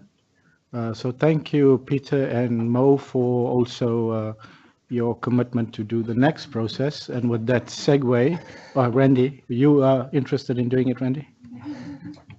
Absolutely not. I stopped being the liaison for the adaptation matters because it was too much work. Although I think we're still looking for someone, so I shouldn't have said that. Just to highlight on this, and precisely because it's so much work, I think it's still worth flagging that at different times the committee's considered whether, we're not mandated to have an annual forum, we're mandated to have a forum, so it is at our discretion how frequently we have a forum, or whether we have one 10 times a year, or once every 2 years, or once every 3 years. And there's been different views from the committee when we've discussed that in the past, so I'm not by any means implying that there was consensus on that, but we should also keep that in mind when we go into these discussions of the first order question is whether we think we should have a forum in 2019, when we're also considering what topic might be useful and where we could actually add value. Yeah, that's still a very live I think thing in my mind. So where we see 2019 forum, it's a bit of an asterisk that it's really the next forum, and it is also on the table whether or not we choose to host our next forum in 2019 or at a later point in time. And a key part of that discussion was saying it's possible to do it in off years that we're not doing a biennial assessment, so that would lead us to actually doing one in 2019 but then not doing one in 2020. So that would be at least from in my view, that would be a useful thing to consider as well. Thank you very much, Randy, and I imagine you will have that reflections in the breakout sessions. Kazuhiro? Thank you, Co-Chair. Just like to also agree with the Randy's statement, and just like to confirm whether we have already agreed to have a forum next year in this committee, because I think that in the past we had discussed whether it's good to have this for an annual basis. So whether we have discussed about biannual basis might be better. So just like to confirm whether we have a already agreement. Thank you. Thank you very much, Kazuhiro. Just one second.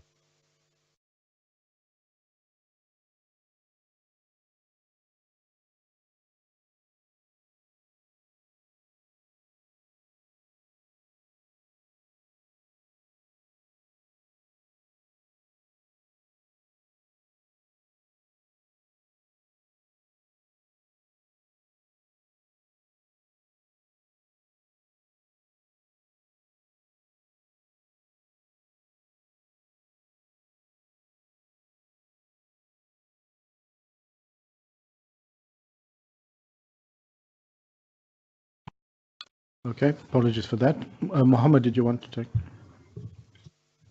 Thank you so much, Chair. And of course, as Randy has said, there was a discussion before on do we have an annual forum or biennial or whatever, like the format, and not as the one of the co-facilitators of the previous forum, or not as the potential facilitator of any new forum. Just to say that I think from the reflections that we had from people who did attend the forum and the outcomes that we have seen, we still have strong issue. I mean, the topics makes the topic makes a difference.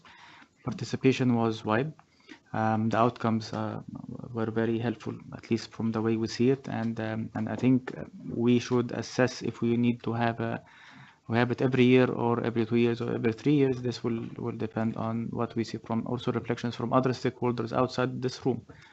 And this is important also to look, and maybe the Secretariat will provide us with a feedback on what was the feedback coming from the participants, just to show like how things were moving forward. I think, as you have said,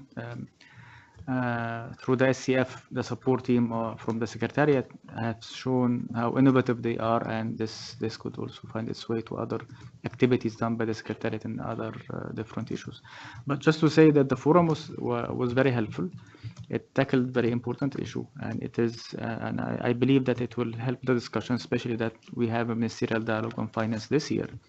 And if you're going to consider changing the frequency of the forum, then it will be also important to look at the whole picture of finance and the mandated events and their timing to be considered in this regard. But I think this is a discussion for a later stage. But for the time being, let's enjoy what will happen in the forum and the outcomes and the recommendations, and focus on that. And then we have another discussion of do we have a forum next year or every 2 years or what. Thank you. Thank you very much, Mohammed. And I see flags going up.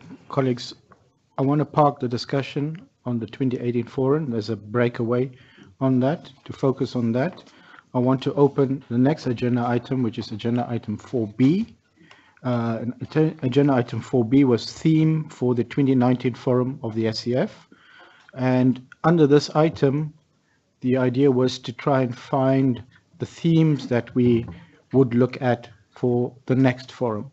So I'm not saying the 2019 forum, because you need to have a discussion on the 2019 forum. And that discussion can happen in the breakaway session. I want to have a discussion now on the themes for the next forum. If that would happen, if the group by consensus agrees that next year or the following year, or whichever year you feel necessary. So can we focus on the discussion then? Because I think it's a good segue from the 2018 forum, and looking at the areas that you focused on there, what are the areas that we need to maybe do a much more deep dive on, and in terms of the next forum that we are looking at having. In that context, there was 3 inputs received. There was inputs received from Sonia, inputs received from Gemma, and inputs received from Peter.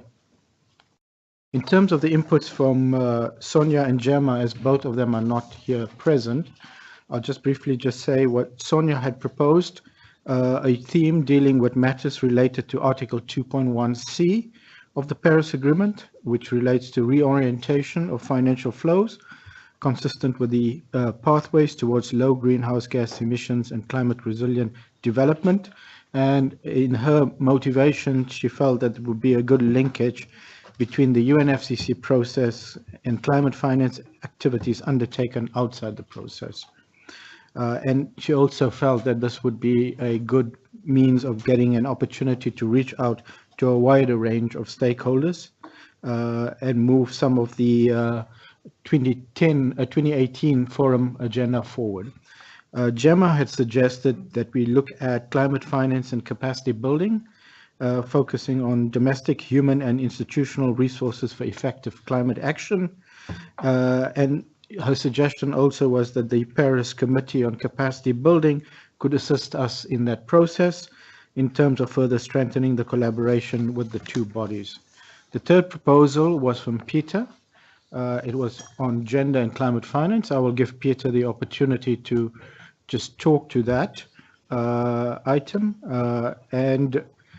Before I open the floor, also I'd like to alert members that there will be 2 breakaway sessions to focus on a theme for, so we don't need to have a deep dive interrogation of the teams. The idea here is just to get that preliminary discussion going so that you develop a good a base for having a further elaboration in the breakaway sessions. But with that, I'd like to ask Peter maybe just to give us a brief on the theme that he's suggesting. Yeah, thank you very much. Yeah, I think for me the forum is to discuss current issues and also issues that are really alive among stakeholders that we engage with, and bring them together and bring those experiences into our process. And one of the things why I think that next year would be a good year to discuss it is first also that we have the mandate from the Gender Action Plan, which says that we should organize a dialogue around this. And I think it's just I want to say it, but economic-wise, a good thing to organize the forum, because otherwise we have to do this anyway.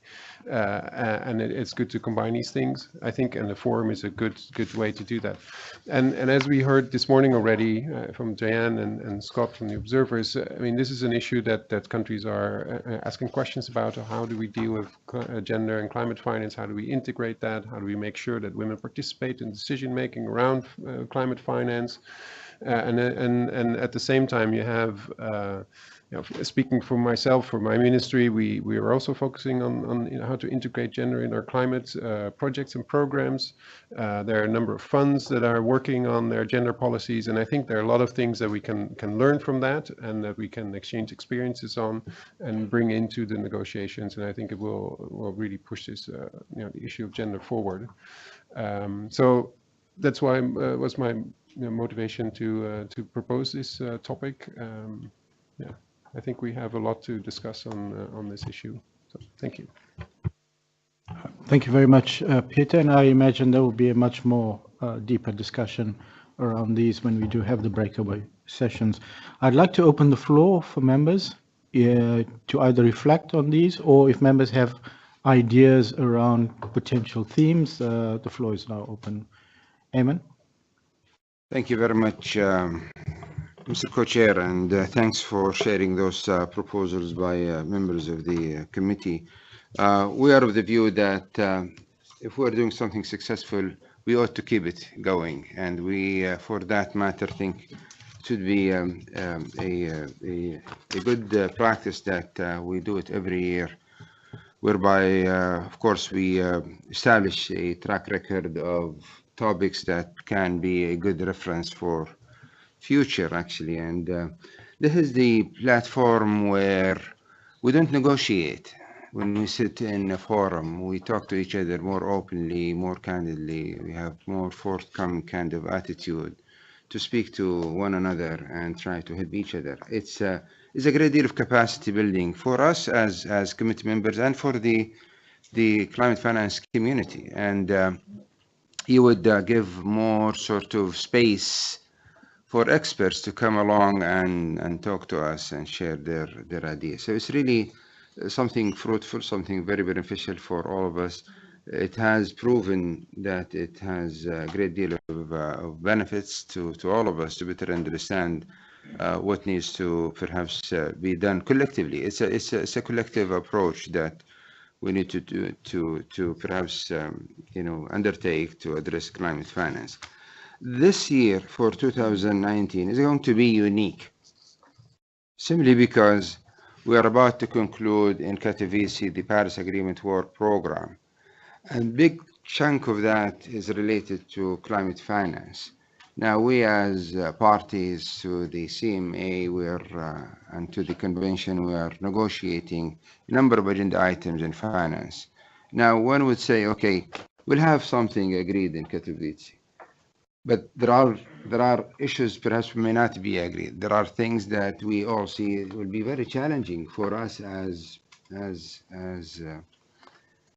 parties to the convention to agree on at this point of time. They're not ripe enough, perhaps they're not understood enough. So I think if we can have a forum that will provide a space for us to not to be negotiating, but to sit down and see what are the takeaways from Katowice in terms of finance. What are the things that we have really faced challenges in dealing with in climate finance negotiation, and put that on the table for the forum and sit down and talk about it, not as negotiators, but as finance experts who are trying to help one another.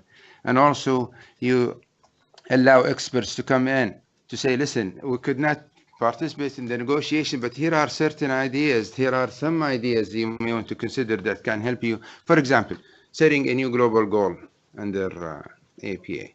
It has been a great challenge, yeah? Not because we don't have willingness, but we didn't know how to sometimes go about it, how to deal with it. Huh? So, when we have this as one of the topics, I don't want to scare anybody about it now. Please don't take it as something that it will entangle you one way or another in the negotiation. All what I'm saying is just an example of the challenges that we were unable to resolve in Katowice. It might be a good material for the next forum, whereby again we remove our negotiating hat, put the hat of experts, and have sort of non-stakeholders, non-state participants to come in and tell us from their sort of expertise how could they help parties to address some of those challenges that we were unable to resolve in Katowice. For that matter, this is something I'm tabling, and I think it would be just an opportune time for us to have this forum next year. It comes back to Katowice, and see how we can address some of the difficult issues that we have under finance negotiations. Thank you very much. Thank you very much, Ayman. I have the Mohammed and then Edmund. Colleagues, don't delve too much on whether we have the forum next year or the following year. You will have that discussion in your breakout session, because that's part of the work I'm going to task you guys to do.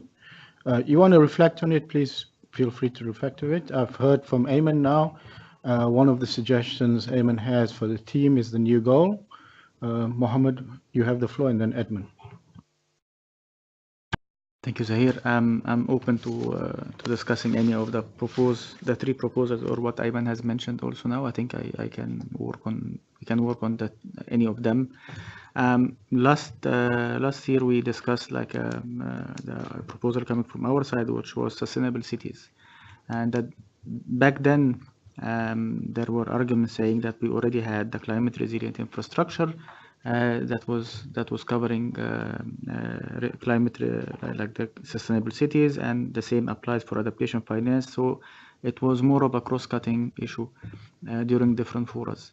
The reason why we are again, I would be presenting again the same topic, because from what we have seen, at least from our experience, yes, the generic approach to issues like mobilizing adaptation finance or having climate resilient infrastructure, this usually in the forums you take it from a general point of view.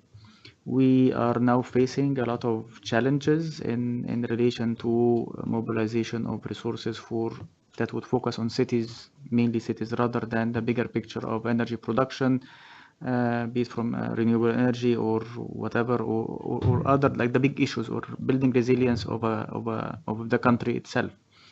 But cities are becoming a focus on many financial institutions. I know that the World Bank has a program for that. EBRD has a similar program. The GCF is started like receiving a lot of requests for funding for projects that will deal with cities, and usually the cities face like specific challenges in relation to issues like transport and waste management, and there was not that much focus in previous forums on how can we mobilize or how can we work on the mobilization, and also discuss the success stories for the cities like being more resilient or being climate friendly. I also note that part of the DRR agenda, there was a discussion on cities. Under the UN Habitat, you have the new urban agenda. Those, I think, are elements that can be put together from the side of what cities want, but what the forum or the SCF can help in is like how can we mobilize those sources of finance that would deal with the specific requirements of the cities, taking into consideration that still some sectors, when we talk about climate finance, still some sectors are considered not that attractive for private funding, and still complicated when it comes to providing or searching or trying to attract or mobilize sources from public funding. We already have a lot of budgets, like a lot of or some money put from the public budgets, but this needs to be complemented by other sources. So for this reason, I would also add to the list again to be considered when we have the breakout, the issue of sustainable cities. I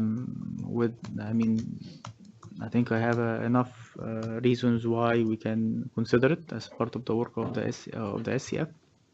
But this is not saying that I'm against any of the three ones or what Ayman has proposed. So just an additional item is the sustainable cities finance. Thank you. Thank you, Mohammed. Edmund? Thank you, and I'd like to thank you for the warm welcome offered this morning, being the first time I've taken the microphone. I'd like to just reflect very briefly in framing the discussion for the breakout group later on the possible topics. I'd like to wholeheartedly endorse the suggestion for discussing gender and climate change. Looking through the previous topics, that's something that it appears not to have come out yet.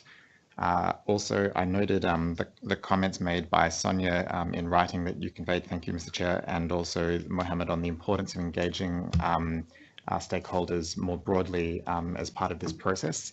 And I think within the topic of Article 21C, there is a real opportunity to engage the private sector, who will be crucial in achieving many of the goals we've set ourselves to implement the Paris Agreement. And that could include discussions on cities as well. You could have a very rich discussion that linked cities and private sector and a number of different elements. So I think that's worthy of consideration. Thank you very much, Edmund. Ismail? Paul? Thank you very much. With regard to the resilient cities, that is a rollover also from last year, because that was on the list last year. We debated that versus architecture, and the decision was for architecture. So I think it definitely should be on the list. And in addition to the reasons that Mohammed has espoused here, the cities are also getting organized, and the cities are not only demanding resources for climate finance, they're also contributing resources. In the initial resource mobilization of the Green Climate Fund, there was a precedent in that the municipality of Paris was a contributor to the Green Climate Fund. Now you have in the United States some 85 cities organized by ex-New York Mayor Bloomberg, who are going to be at this climate summit of Governor Jerry Brown in San Francisco, with the aim of trying to fulfill the U.S. commitment despite the position of the federal government. And so there'll be some states there, California, Colorado, but also this group of cities.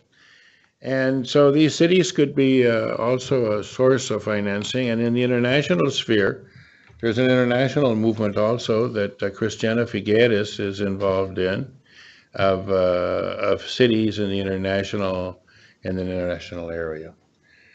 I think the thing of the global goal is very, very interesting as we're moving up to 2020. 2020 is a key year here. People have been waiting for 2020 since 2015.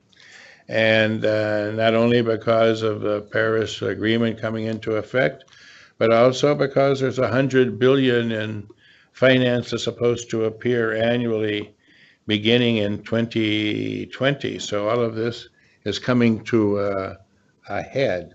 With regard to the ones that are on the screen, I would suggest that A, matters related to Article 2.1c is perfect, but I would add to that matters related to Article 4 of the Convention and to Article 2.1c of the Paris Agreement, so there is balance and the whole field of finance is taken into account.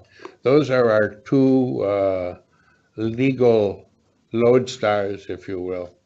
With regard to point B on climate finance and capacity building, I would suggest that it be climate finance, comma, technology transfer and capacity building, domestic human institutional resources for effective climate action. Because the capacity building is very much related to the technologies that are in play, and the climate finance issue with regard to both technology transfer and capacity building have been dealt with together across the years in the negotiations, and I think it would be valuable if that were to be the case if we choose that topic. I think we have a very good list. Gender and climate finance is excellent too. The global objective, the global goal, and resilient cities. So I think we could have a good breakout session discussing the relative merits of these proposals. Thank you very much, Paul. Ismail? Thank you. One of the principles we've had so far in the forums is that the topic should always be something innovative and bring a new angle to our agenda. And I think in this regard, these three proposals that we have on the screen are all that would fit that description. We haven't really touched any of these topics so far in our forums. With regard to Peter's proposal on gender, I think there is a good logic. There's a nice logic behind in sequencing, and it would be fitting our mandate. But I would also like to support Edmund's comment in what comes to item A and 2.1c, notably interaction with private sector, which I think is going to be crucial for the implementation of the Paris Agreement. Next month, we're going to have the IPCC 1.5 degree report that again is going to put an emphasis on all those trillions of euros or dollars needed to invest. And I think we badly need also in the forthcoming future to create more space to discuss Article 2.1c, and notably with the private sector and other stakeholders. Thank you. Thank you, Ismail. Kazuhiro? Thank you, Mr. Co-Chair. Just also I'd like to echo the comment by the Ed and Ismail. I think that private finance mobilization is becoming important and essential for scaling up the climate finance as a whole in total. And so I think that taking into account of the current ongoing working on the BA, 2080 BA, I think that private finance mobilization will be one of very good topics of the next forum. Thank you. Thank you very much, Kazuhiro. Any of the observers would like to make any remarks here? Scott? Thanks, Mr. Co-Chair, and my apologies last time not to say good morning to everyone and to everyone being here. I was so excited last time when I spoke. I think it's great and also interesting in terms of the topics being proposed and discussed. Each of the ones, for example, dealing with, for example, climate change and climate finance and gender, or those dealing with cities, sustainable cities, or even dealing with the private sector. Each of them are areas which are actively being discussed at the moment in the Pacific. We recently had a workshop with the private sector in the Melanesian part of the Pacific, and the amount of interest and desire to be able to understand more and participate in the climate and also disaster aspects is there within that private sector discussions. Within the gender aspects, obviously the decisions that were made last year coming out of the new gender program going forward means, and also the areas that we've been working on in terms of the climate finance studies, means that that's a substantial area where there can be some really good value added, particularly with regard to the focus and the impacts of climate change often falling on those which are particularly with regard to women and children and other groups. So that would be helpful in that way too. And lastly, with the cities, there's a Pacific Urban Forum being planned next year, which looks at the issue of Habitat 3 going forward for the Pacific. And again, this provides a really good launching point too with regard to the fact is that can relate to work that's happening within the Pacific region. So sorry to hedge my bets, Mr. Co-Chair, but there are each of the proposals have substantial merits to them. Thank you very much, Scott. Anybody else from the observers? Yes. I don't know whether it goes into the program or not, but there's not been much discussion on new and additional, I've heard. It'd be nice to have a forum on new and additional, what that means from the convention, especially when it comes to climate finance. But that's just my personal view. Thanks. Thank you very much. I see no further flags on this matter. We are going to have a breakout session on this. The breakaway session will be facilitated by Mohammed and Peter. The task at hand for colleagues is to deliberate on the theme, as well as have a discussion on the next forum, The report. as well as the report of the 2018 forum. So you have a report of the 28th forum, the view is to finalize, deliberate on a theme, and have a discussion around the 2019 forum or whenever you want to have the forum. But colleagues, I just want to make a comment on what you've said now. So what we have right now are the three ideas up there on the screen. We have the idea from Ayman around a new goal discussion, as well as Mohammed reiterating the previous suggestion around sustainable cities and also focusing on infrastructure. And then colleagues have also raised the importance of the private sector. Some colleagues have raised it specifically under Article 2.1c. Just a comment, colleagues. All these things that you've raised are not mutually exclusive. Right? So you can deal with cities, and you can deal with cities and deal with the issue of the private sector engagement, gender, 2.1c, all that. So whichever, there are ways of, so maybe also explore how we can integrate things, because they're not mutually exclusive. Climate finance and capacity building can be dealt with in various ways, so to gender, so to sustainable cities, so to the global. So when you're looking at it, let's also be innovative in our approaches, so that we try and also find a way on how we can accommodate everybody's differing views around this and create a space for everybody on that. We will have the breakaway sessions. Colleagues the Secretariat will give the logistics on that, right? We will break for lunch, after which we will reconvene at 1 o'clock. When we reconvene at 1 o'clock, we'll have the technical expert meeting on the 2018 Biennial Assessment and Overview. It's envisaged that we will go up to 4 o'clock on that, depending on how, after which we'll have a break and then go into the breakaways. Okay.